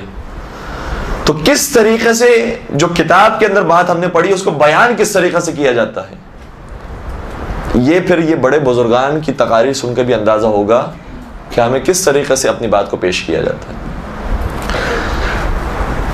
اور گائیڈنس کے لیے اگر کوئی بھائی بہن, ماں باپ, گھر والے, دوست احباب جو بہت قریب کے ہوتے ہیں, اگر وہ کوئی بات کہیں یا ان سے نہ بھی پوچھی جائے, کبھی کبھار وہ خود بھی بات کہتے ہیں کہ آپ نے بہت ریپیٹیشن شروع کر دی, آپ نے اشعار بہت آج زیادہ سنا دی ہے, آپ نے آج ایسی اتنی آیتیں سنا دی, لوگ تھک گئے.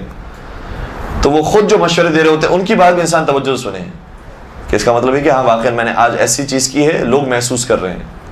آبزرویشن انسان کی بہت اچھی ہونی چاہیے. اس کو ایک کلمے کے اندر یہی کہہ سکتے ہیں, آبزرویشن انسان کی بہت اچھی ہونی چاہیے. اور آبزرویشن کی چونکہ بات آئی ہے, چند ایک باتیں اور بیان کریں.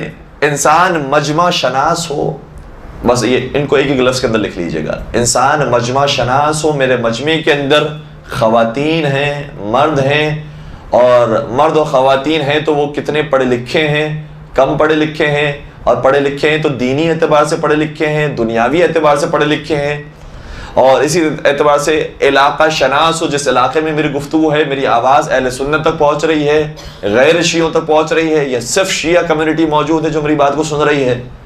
وہ افراد موجود ہیں کہ جن کے سامنے پہلے فضائل تولا تورا بہت بیان ہو چکا ہے, یا وہ افراد موجود ہیں کہ جو اخلاقیات بھی بیان ان کے سامنے ہو چکی ہیں, اصلاحی باتیں بیان ہو چکی ہیں. مجمع کو انسان آبزرو کرنے والا ہو, مجمع شناس ہو, علاقہ شناس ہو. اسی طریقے سے مناسبت شناس ہو, کس مناسبت پر گفتگو ہو رہی ہے. آج ذاکری کے اوپر گفتگو تھی, میں نے کہا کہ چونکہ محرم کے ایام ہے کیوں نہ امام حسین پر گفتگو کر لی جائے. تو لوگ موجود ہیں یہاں پر ذاکری کی باتیں سننے کے لیے. امام حسین کے صحیح فضائل ہیں, اس پہ کوئی انکار نہیں ہے, لیکن جس لیے مجمع آیا ہے, جس مناسبت کو دیکھتے ہوئے مجمع آیا ہے وہ اور ہے. انسان مناسبت شناس ہو. ایصال ثواب کی مجلس ہے, شب جمعہ کی مجلس ہے, کسی کی ولادت کی مجلس ہے, کسی کی شہادت کی مجلس ہے, کوئی عید کی مجلس ہے, کوئی نکاح کا پروگرام ہے, کوئی جشن کا پروگرام ہے, اسی مناسبت سے گفتگو ہو. اور اسی طریقے سے وقت شناس ہو. اور یہ وقت شناس میرے لیے لکھا ہے میں نے کہ جتنا وقت دیا گیا ہے اسی وقت پر انسان گفتگو کو مکمل کرنے والا ہو. کبھی 1.5 گھنٹہ دیا جاتا ہے گفتگو کرنے کے لیے, کبھی 1 گھنٹہ دیا جاتا ہے گفتگو کرنے کے لیے, کبھی آدھا گھنٹہ دیا جاتا ہے, کبھی 15 منٹ دی جاتی ہے, کبھی 13 منٹ دی جاتی ہے. یہ میں مذاق نہیں کر رہا ہوں, اور یہ میں بہت بڑی محفل کی بات کر رہا ہوں. اس محفل کے اندر ہر شب جمعہ جب مجلس ہوتی ہے تو خطیب کو 15 منٹ نہیں دی جاتی, 13 منٹ دی جاتی. آپ 13 منٹ کے اندر تقریر ختم کیجیے گا. تو اگر کسی نے اچھا 15 منٹ تک تو گنجائش ہو جاتی ہے, 16 منٹ پہ تقریر ختم کی تو آئندہ اسے نہیں بلاتے. لوگوں کو یہاں سے کاروبار کرنے جانا ہے, لوگوں کو یہاں سے دوسرے کام کرنے جانا ہے. لوگوں کے ذہن میں موجود ہے کہ جو بھی خطیب آئے گا وہ 13 سے 15 منٹ کے اندر تقریر ختم کر دے گا, ہمارا وقت زیادہ نہیں لے گا. کیونکہ مجلس کے اندر اٹھ جانا یہ بھی بے ادبی شمار ہوتا ہے, لہٰذا لوگ بیٹھ کر اتنا سن نہیں سکتے. تو وقت شناس ہو، مجھے کتنی دیر کے لیے تقریر کے لیے بلایا گیا ہے اتنی ہی دیر گفتگو کرنے والا ہو۔ ایک درود پڑھ دیجئے محمد و آل محمد۔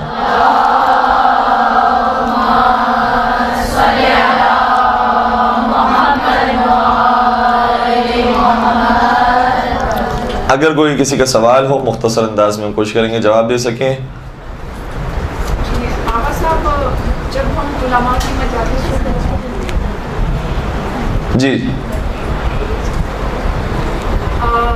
تو اگر ہم ان کو مجالس میں بیان کرتے ہیں، جی جی اگر کوئی پوچھے کہ یہ کہاں سے ہوتے ہیں تو ہم ان کا حوالہ لے سکتے ہیں، اور کیا یہ صحیح ہے کہ ہم ان کی مجالس کو بیان کرتے ہیں؟ جی، سوال یہ کیا گیا ہے کہ اگر ہم کسی عالم دین کی تقریر سنیں اور ان کی بات کو اپنے تقریر میں بیان کریں تو کیا پھر ان کا حوالہ دینا ہمارے لیے جائز ہے، صحیح ہے؟ تو ایک تو اس کا شرعی پہلو نکلتا ہے کہ ہمارے لیے کام کرنا جائز ہے یا ناجائز ہے، حرام ہے یا حلال ہے۔ تو مراجعین سے جب یہ سوال کیا گیا تو مراجعین نے فرمایا کہ بالکل جائز ہے، سوائے یہ کہ انسان کو یقین ہو کہ اس نے جھوٹ کہا ہے، سوائے یہ کہ انسان کو یقین ہو کہ اس نے کوئی جعلی بات، کوئی جھوٹی بات، کوئی گھڑی ہوئی حدیث اس نے اپنی مرضی سے بیان کی ہے۔ جب تک یقین ہو جائے تو پھر اس کے بعد تو بیان نہیں ہو سکتی۔ لیکن انسان کو پتہ ہے ایک معتبر شخص ہے جو بیان کرتا ہے، عام طور پر کتابیں دیکھ کر ہی بیان کرتا ہے، اس نے بیان کی، یقیناً کوئی نہ کوئی کتاب دیکھی ہوگی تو بیان کر سکتے ہیں، اور یقیناً اس کے بعد جب کوئی سوال کرے گا کہ آپ نے کہاں سے بیان کیا تو پھر ہمیں بیان کرنا چاہیے کہ مثال کے طور پر ہم نے طالب جوہری صاحب کی تقریر میں سنا تھا، ہم نے صادق حسن صاحب کی تقریر میں سنا تھا، ہم نے مولانا جان شاہ قادری صاحب کی تقریر میں سنا تھا، شاہ جوادی صاحب کی تقریر میں سنا تھا، نقن صاحب کی تقریر میں سنا تھا، اس لیے ہم نے یہ بات بیان کی ہے۔ لیکن بہرحال مضبوطی تو اسی وقت آتی ہے انسان کے اندر، پختگی اسی وقت آتی ہے کہ جب خود کتاب سے دیکھ کر انسان بات بیان کرنے والا ہو۔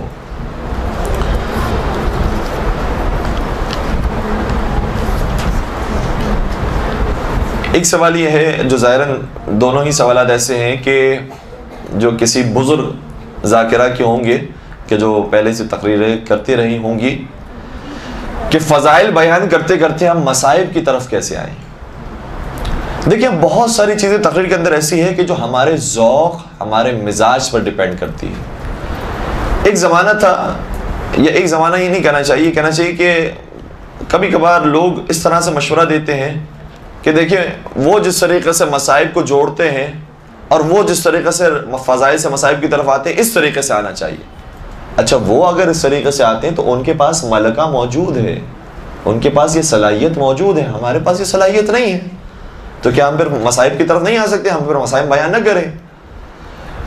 خود انسان اپنے تھوڑا سا ویژن کو ہی بڑھائے گا تو محسوس کرے گا کہ بڑے بڑے بزرگان ایسے ہیں کہ کبھی کبھار کوئی ربط مصائب نہیں ہوتا، انہوں نے اپنے فضائل کو مکمل کیا، اپنی بات کو مکمل کیا اور کہا کہ بس عزیزو آپ یہاں پر آئے تھے، مثال کے طور پر آج 7 محرم کی تاریخ ہے، فرض کیجئے 8 محرم کی تاریخ ہے، حضرت عباس علمدار غازی عباس سقائے سکینہ باب الحوائج علمدار کربلا باب الحسین کے مصائب کے لیے، اور آپ نے پھر مصائب کو شروع کر دیا۔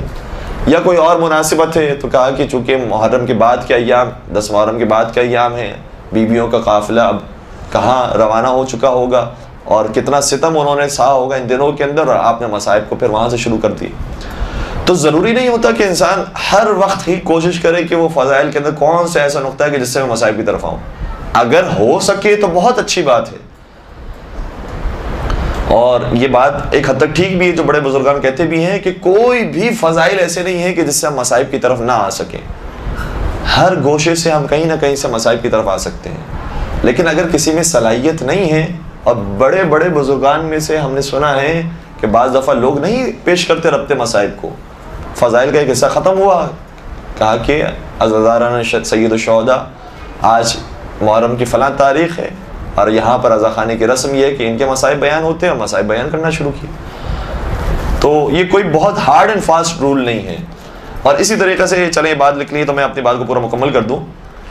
کئی سارے لوگ مختلف مشورے دیں گے اور مختلف باتیں کہیں گے کہ تمہارے مصائب بہت اچھے ہونے چاہیے ورنہ مجلس صحیح نہیں جاتی۔ بعض یہ کہیں گے اشعار ہونے چاہیے مجلس کے اندر ورنہ مجلس کامیاب نہیں جاتی۔ بعض کہیں گے کہ آواز بہت اچھی ہونی چاہیے، خطیبانہ آواز ہونی چاہیے ورنہ انسان مجلس نہیں پڑھ سکتا۔ ہر ایک اپنے اپنے کوئی نہ کوئی مشورے دے گا۔ حقیقت یہ ہے جو ہم نے اب تک بات سمجھی ہے وہ یہ ہے کہ انسان جس بھی مزاج کا ہو بس ارادہ کرے کہ مجھے اپنی بات پہنچانی ہے، اپنے معافی ضمیر کو پہنچانا ہے لوگوں تک. میری یہ ذمہ داری بنتی ہے کہ جو میں نے علم حاصل کیا ہے وہ لوگوں تک منتشر کروں تاکہ لوگ صحیح راستے کی طرف آئیں. پھر انداز انسان کا خود بخود بنتا جاتا ہے. اور مجھے بتائیے کس کا انداز کس سے ملتا ہے؟ کسی کا انداز کسی سے نہیں ملتا. ہر ایک کا اپنا اپنا انداز الگ الگ ہے. کوئی ایسے خطیب بھی ہیں جو پوری تقریر میں صرف اشعار ہی سناتے ہیں. کوئی ایسے خطیب بھی ہیں جو ایک شعر نہیں سناتے. ہے ایسا یا نہیں ہے؟ کوئی ایسے ہیں کہ جو مصائب کو طرز میں بیان کرتے ہیں تو بہت گریہ ہوتا ہے. کوئی ایسے ہیں کہ جو مصائب کو بالکل طرز میں بیان نہیں کرتے لیکن گریہ بہت ہوتا ہے. کوئی ایسے ہیں جو خطبہ بیان کرتے ہیں تو ترنم کے ساتھ طرز کے ساتھ بیان کرتے ہیں. کچھ ایسے جو خطبہ پڑھتے ہیں تو سیدھے طریقے سے پڑھتے ہیں. کچھ ایسے جو خطیبانہ انداز سے پڑھتے ہیں. کچھ ایسے ہیں جو بہت سمپل انداز سے پڑھتے ہیں. کچھ ایسے ہیں کہ جن کی مجالس کے اندر صرف فضائل ہوتے ہیں. کچھ ایسے جن کی مجالس میں صرف اخلاقیات ہوتے ہیں. ہر ایک کا اپنا اپنا مزاج ہے اور ہر ایک سوچ رہا ہے کہ میں معاشرے کو صحیح راستے کی طرف لے کر آؤں اور ترقی کے راستے کی طرف لے کر جاؤں. اور ہماری یہ کوشش ہونی چاہیے کہ جو شیعت کی عمارت قائم ہوئی ہے اس کے اندر ایک اینٹ کا اور اضافہ کریں. اپنی اینٹ اپنے حصے کا اور اضافہ کریں. جو بنی ہوئی عمارت ہے اس کو خراب کرنے کی کوشش نہ کریں کہ فلاں نے عجیب پڑھ دیا, فلاں نے غلط پڑھ دیا, فلاں نے ایسا پڑھ دیا. کوئی بہت بڑی غلطی کر دے اور جس سے بہت بڑا تشیع کا نام خراب ہونے والا ہو تو بات الگ ہوتی ہے.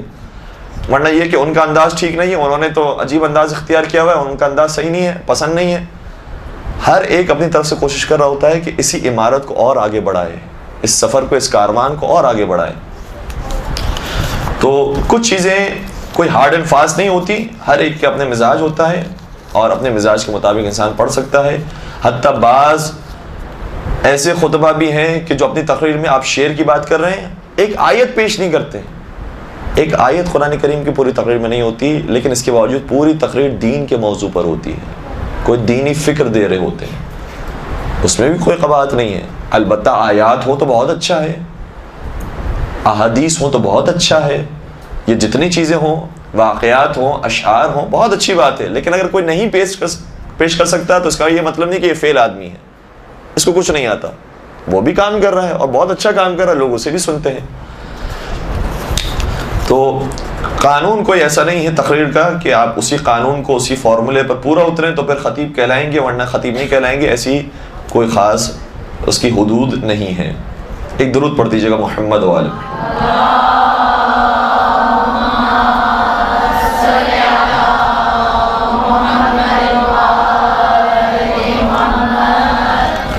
ایک اور سوال یہ تھا کہ مقاتل کی مستند کتابوں کے نام بتائیے. مقاتل کی کتابیں بہت ساری ہیں لیکن ظاہراً جہاں تک ہمارا مطالعہ وہ یہ کہ اردو زبان میں اس کا زیادہ ترجمہ نہیں ہوا.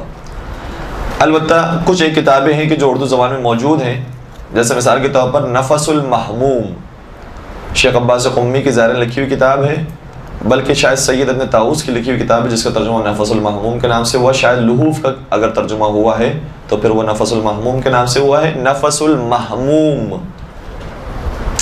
اس کے علاوہ ایک اور کتاب ہے جو شیخ عباس قمی کی ہے, منتہی الاعمال کے نام سے. ظاہراً اس کا جو ترجمہ ہوا ہے وہ احسن المقال کے نام سے ہوا ہے اردو زبان میں, احسن المقال. اور 2-3 جلدوں پر ظاہراً یہ کتاب موجود ہے. اس کے اندر بھی واقعہ کربلا کو بیان کیا گیا ہے, مقتل کو بیان کیا گیا ہے.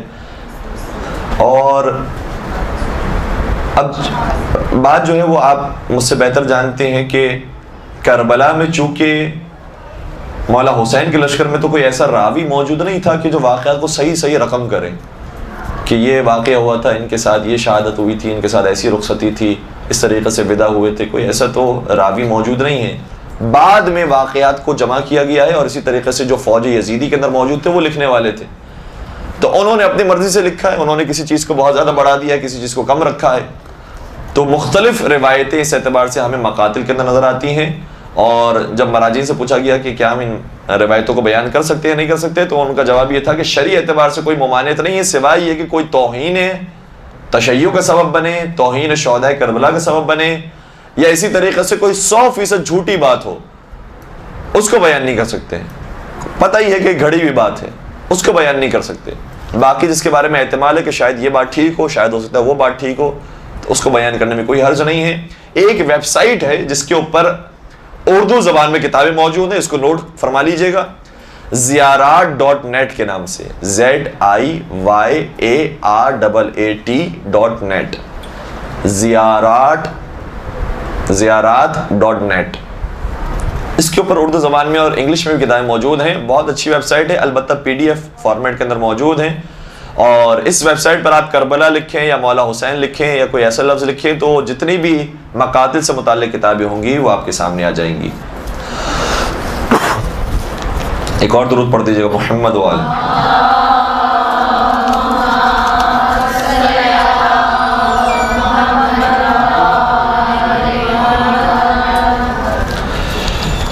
وہ سوالات جو بہت زیادہ قریب ہوں ہمارے موضوع سے بس وہ میں پڑھ کے زحمت کو تمام کروں گا.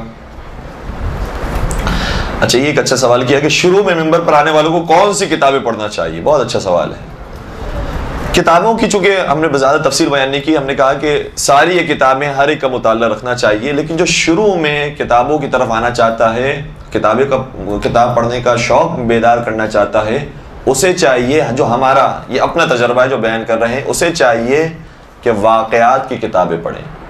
معصومین علیہ السلام کی جو واقعات کی کتابیں ہیں اسے لے, واقعات سے شروع کرے. ایک مرتبہ کتاب بینی کی عادت پیدا ہوگی, کتاب پڑھنے کا شوق بیدار ہوگا, واقعات کو پڑھیں. پھر جو اچھی حکمت کی باتیں ہوتی ہیں جیسے نہج البلاغہ کا آخری حصہ ہے وہ پڑھ سکتا ہے, تجلیات حکمت یہ ایک اچھی کتاب ہے وہ پڑھ سکتا ہے. اور قرآن کریم کا مسلسل مطالعہ رکھیں, اس کا ترجمہ ساتھ ساتھ ہمیشہ پڑھتے رہیں. اس کے اندر سے ایسے ایسے حکمت کی باتیں نکلتے رہتی ہیں کہ انسان حیران ہو جاتا ہے کہ جیسے میرے ابھی مسئلہ تو جو یہ قرآن نے حل کر دیا. تو ہمارا یہ اپنا ذاتی تجربہ یہ رہا ہے کہ, اور ہم نے باقی کو بھی یہی کہا ہے جو بھی ہم سے پوچھتے رہتے ہیں کہ کس سے شروع کرنا چاہیے, تو واقعات سے شاید شروع کیا جائے, ان کی کتابوں سے, واقعات کی کتابوں سے شروع کیا جائے تو زیادہ مناسب رہتا ہے. ایک سوال یہ کیا گیا کہ 10-15 منٹ کی مجلس کیسے بنائی جائے کہ بات مکمل ہو جائے. تو شروع میں تو یہ سوال ہوتا ہے لوگوں کا کہ 10-15 منٹ سے زیادہ تک کیسے تقریر تیار کی جائے کہ بات کچھ جاری رہے. تو شروع میں تو تقریر کرنا اتنا مشکل ہوتا ہے کہ 10-15 منٹ کی تقریر تیار کرنا مشکل ہو جاتا ہے, اور 10-15 منٹ کے اندر بات مکمل کرنا کوئی مشکل بات نہیں ہے. حجت الاسلام محسن قراتی صاحب جو ایران کے بہت بڑے خطیب ہیں اور خدا انہیں طول عمر دے, تفسیر نور کے نام سے انہوں نے تفسیر لکھی, وہ یہ کہتے ہیں کہ اگر مجھے 3 منٹ کا وقت دیا جائے میں 3 منٹ کی تقریر کر سکتا ہوں, اگر 5 منٹ کا کہا جائے میں 5 منٹ کی کر سکتا ہوں, 10 منٹ کا کہا جائے 10 منٹ کی کر سکتا ہوں, 15 منٹ کا کہا جائے 15 منٹ کی کر سکتا ہوں. کہتے 3 منٹ کی تقریر کون کہے گا کرنے کا, کہتے ہیں لوگ مغرب اور عشاء کی نماز کے درمیان آپ چھوٹی سی بات بیان کریں تو میں 3 منٹ کی بات بھی بیان کر سکتا ہوں. انسان کے پاس اتنا ذہن وسیع ہونا چاہیے, میں کس جگہ پر کتنے وقت کے اندر کیسی بات بیان کر سکتا ہوں. 3 منٹ کے اندر کیا بات بیان ہو سکتی ہے. آپ نے کوئی امام کی حدیث بیان کی, امام نے فرمایا مومن کی یہ 5 علامات ہیں, 5 علامات بیان کی, 3 منٹ کی تقریر ہو گئی. کوئی فقہی مسئلہ بیان کیا مختصر سا کہ نماز جماعت کے اندر یہ چیز ضروری ہوتی ہے ورنہ اس کے بغیر نماز جماعت باطل ہے. قرآن کریم کی کوئی آیت بیان کر دی, قرآن کریم کی آیت اس کا یہ ترجمہ ہے. تو 3 منٹ کی تقریر بھی ہو سکتی ہے, 5 منٹ کی تقریر بھی ہو سکتی ہے, 10 منٹ کی ہو سکتی ہے, 15 منٹ کی ہو سکتی ہے. آپ اسی آیت کو کسی روایت کے ساتھ ملا دیجئے کہ اسی موضوع پر ہو, آیت بھی نماز کی مثال کے طور پر موضوع پر ہے اور روایت بھی نماز کے موضوع پر ہے, کوئی واقعہ نماز سے متعلق ہے, اور پھر ہم نے تقریر کو مکمل کر دیا. تو اس طریقے سے 10-15 منٹ کی تقریر بھی مکمل ہو سکتی ہے. مجلس کے اندر منظر نگاری کے لیے کون سی کتاب کو آپ تجویز کریں گے؟ تو ویسے تو خطبہ جس طریقے سے منظر نگاری کرتے ہیں وہ انداز سب سے اچھا ہوتا ہے, اور خطبہ کے اندر آپ مختلف خطبہ کو سنیے. ایسا نہیں ہے کہ ہم جانتے ہیں, اب آپ بھی ہم سے زیادہ بہتر جانتی ہیں کہ کچھ خطبہ ایسے ہیں جو غلط باتیں بیان کرتے ہیں لیکن وہ منظر کشی بہت اچھی کرتے ہیں. تو ان سے سیکھنا چاہیے کہ منظر کشی کیسے کی جاتی ہے, کسی واقعے کو کس طریقے سے پیش کیا جاتا ہے. کہ امام سفر حج پر نکلے, اب سفر حج پر نکلے, ایک جملہ یہ بھی ہو سکتا ہے کہ امام نے سفر کیا حج کا اور امام خانہ کعبہ تک پہنچے.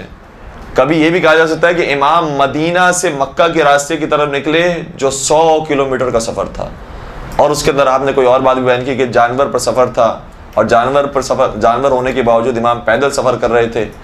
تو جو واقعہ ہے اور جو اس سے قریب کا جو ماحول ہونا چاہیے وہ انسان اس طریقے سے بنا کے پیش کر سکتا ہے. یہ بھی ایک اچھا سوال ہے کہ عربی میں آیت کے اندر روانی کیسے پیدا کی جائے کہ ممبر پر اگر انسان نہ بھولے اس کے لیے مسلسل تمرین کرنا ضروری ہوتا ہے، اور ایک عادت کے اندر آ جاتی ہے بات تو پھر آسان ہو جاتا ہے، اور ہر ایک کے ساتھ معاملہ الگ الگ ہے۔ جس طریقے سے میں نے عرض کیا کہ کچھ چیزوں کے اندر کوئی ہارڈ اینڈ فاسٹ رول نہیں ہے۔ کوئی خطیب ایسا ہے کہ جو آیت کو یاد نہیں کر سکتے ہیں، انہوں نے آیت بیان نہیں کی ہے ممبر سے، کیونکہ خدا نہ خواستہ غلط آیت پڑھ لیں، اس سے بہتر ہے کہ آیت نہ پڑھی جائے، ترجمہ پیش کر دیا جائے۔ اور کسی کے اندر صلاحیت ہوتی ہے، وہ تھوڑا سا پڑھتے ہوئے یاد ہو جاتی ہے۔ ایک ہمارے استاد تھے، کہتے ہیں کہ ان کی کلاس فیل ہو، نہج البلاغہ کے خطبات یاد ہو گئے، قرآن کریم کے جو واقعات تھے وہ پوری عربی کے ساتھ انہیں واقعات یاد ہیں، ساری چیزیں یاد ہیں، لیکن جب ان کے ساتھ میں مباحثے کے لیے بیٹھتا ہوں اور منطق کا کوئی مباحثہ ہوتا ہے، انہیں بات سمجھا کے تھک جاتا ہوں، وہ منطق کی بات نہیں سمجھتے۔ تو کسی کا ذہن ہوتا ہے، میں مثال دوں کہ میتھس کے اندر کام نہیں کرتا ہے، ریاضیات اسے سمجھ میں نہیں آتی ہے، لیکن آپ اسے اسلامیات پڑھائیں، اردو پڑھائیں، ادبیات پڑھائیں، جغرافی پڑھائیں، وہ ذہن نشین ہو جاتی ہیں۔ تو ہر ایک کا اپنا اپنا مزاج ہوتا ہے۔ البتہ آیات کو یاد کرنا بہت اچھی بات ہے، اور یاد کرنا چاہیے، محنت کرنا چاہیے اس کے اوپر۔ یہ کام کیا جا سکتا ہے کہ انسان سوتے وقت مثال کے طور پر 4-5 مرتبہ پڑھ کے وہ سوئے، اٹھنے کے بعد اس کو 4-5 مرتبہ پڑھے۔ گھر کے اندر کوئی ایسا بورڈ لگایا جا سکتا ہے، وائٹ بورڈ لگایا جا سکتا ہے کہ جس کے اوپر آپ نے وہ آیت لکھ دی، جب بھی انسان کچن میں جائے اس آیت پر نظر پڑے، باہر نکلے اس آیت پر نظر پڑے، پڑھتا رہے، یاد ہو جائے، اس کے بعد جب یاد ہو جائے اسے مٹا کر نئی آیت لکھ دی آپ نے۔ تو بہانے بہت سارے ہیں یاد کرنے کے لیے، اگر کوشش کرے انسان تو انشاءاللہ وسیلے بہت سارے پیدا ہو جاتے ہیں اور انسان وہ یاد کر پاتا ہے۔ بس وقت ہمارا کافی ہو گیا، اور انشاءاللہ زندگی رہی تو اس موضوع پر مزید گفتگو ہوگی۔ خدا آپ کی توفیقات میں اضافہ کرے، اور انشاءاللہ نور قرآن اور نور اہل بیت کو منتشر کرنے کی توفیق نصیب فرمائے، اور آپ کی جائز شرعی حاجات کو پورا فرمائے، بانیان کی نیک توفیقات میں اضافہ فرمائے۔ اس مدرسے کو اور تمام مدارس علمیہ کو، عزاخانوں کو، مساجد کو دن دگنی رات چگنی ترقی نصیب فرمائے، اور حضرت حجت علیہ السلام کا ظہور فرمائے، ہمیں ان کے اعوان انصار میں شمار فرمائے۔ ربنا تقبل منا انک انت السمیع العلیم وتب علینا انک انت التواب الرحیم برحمتک یا ارحم الراحمین۔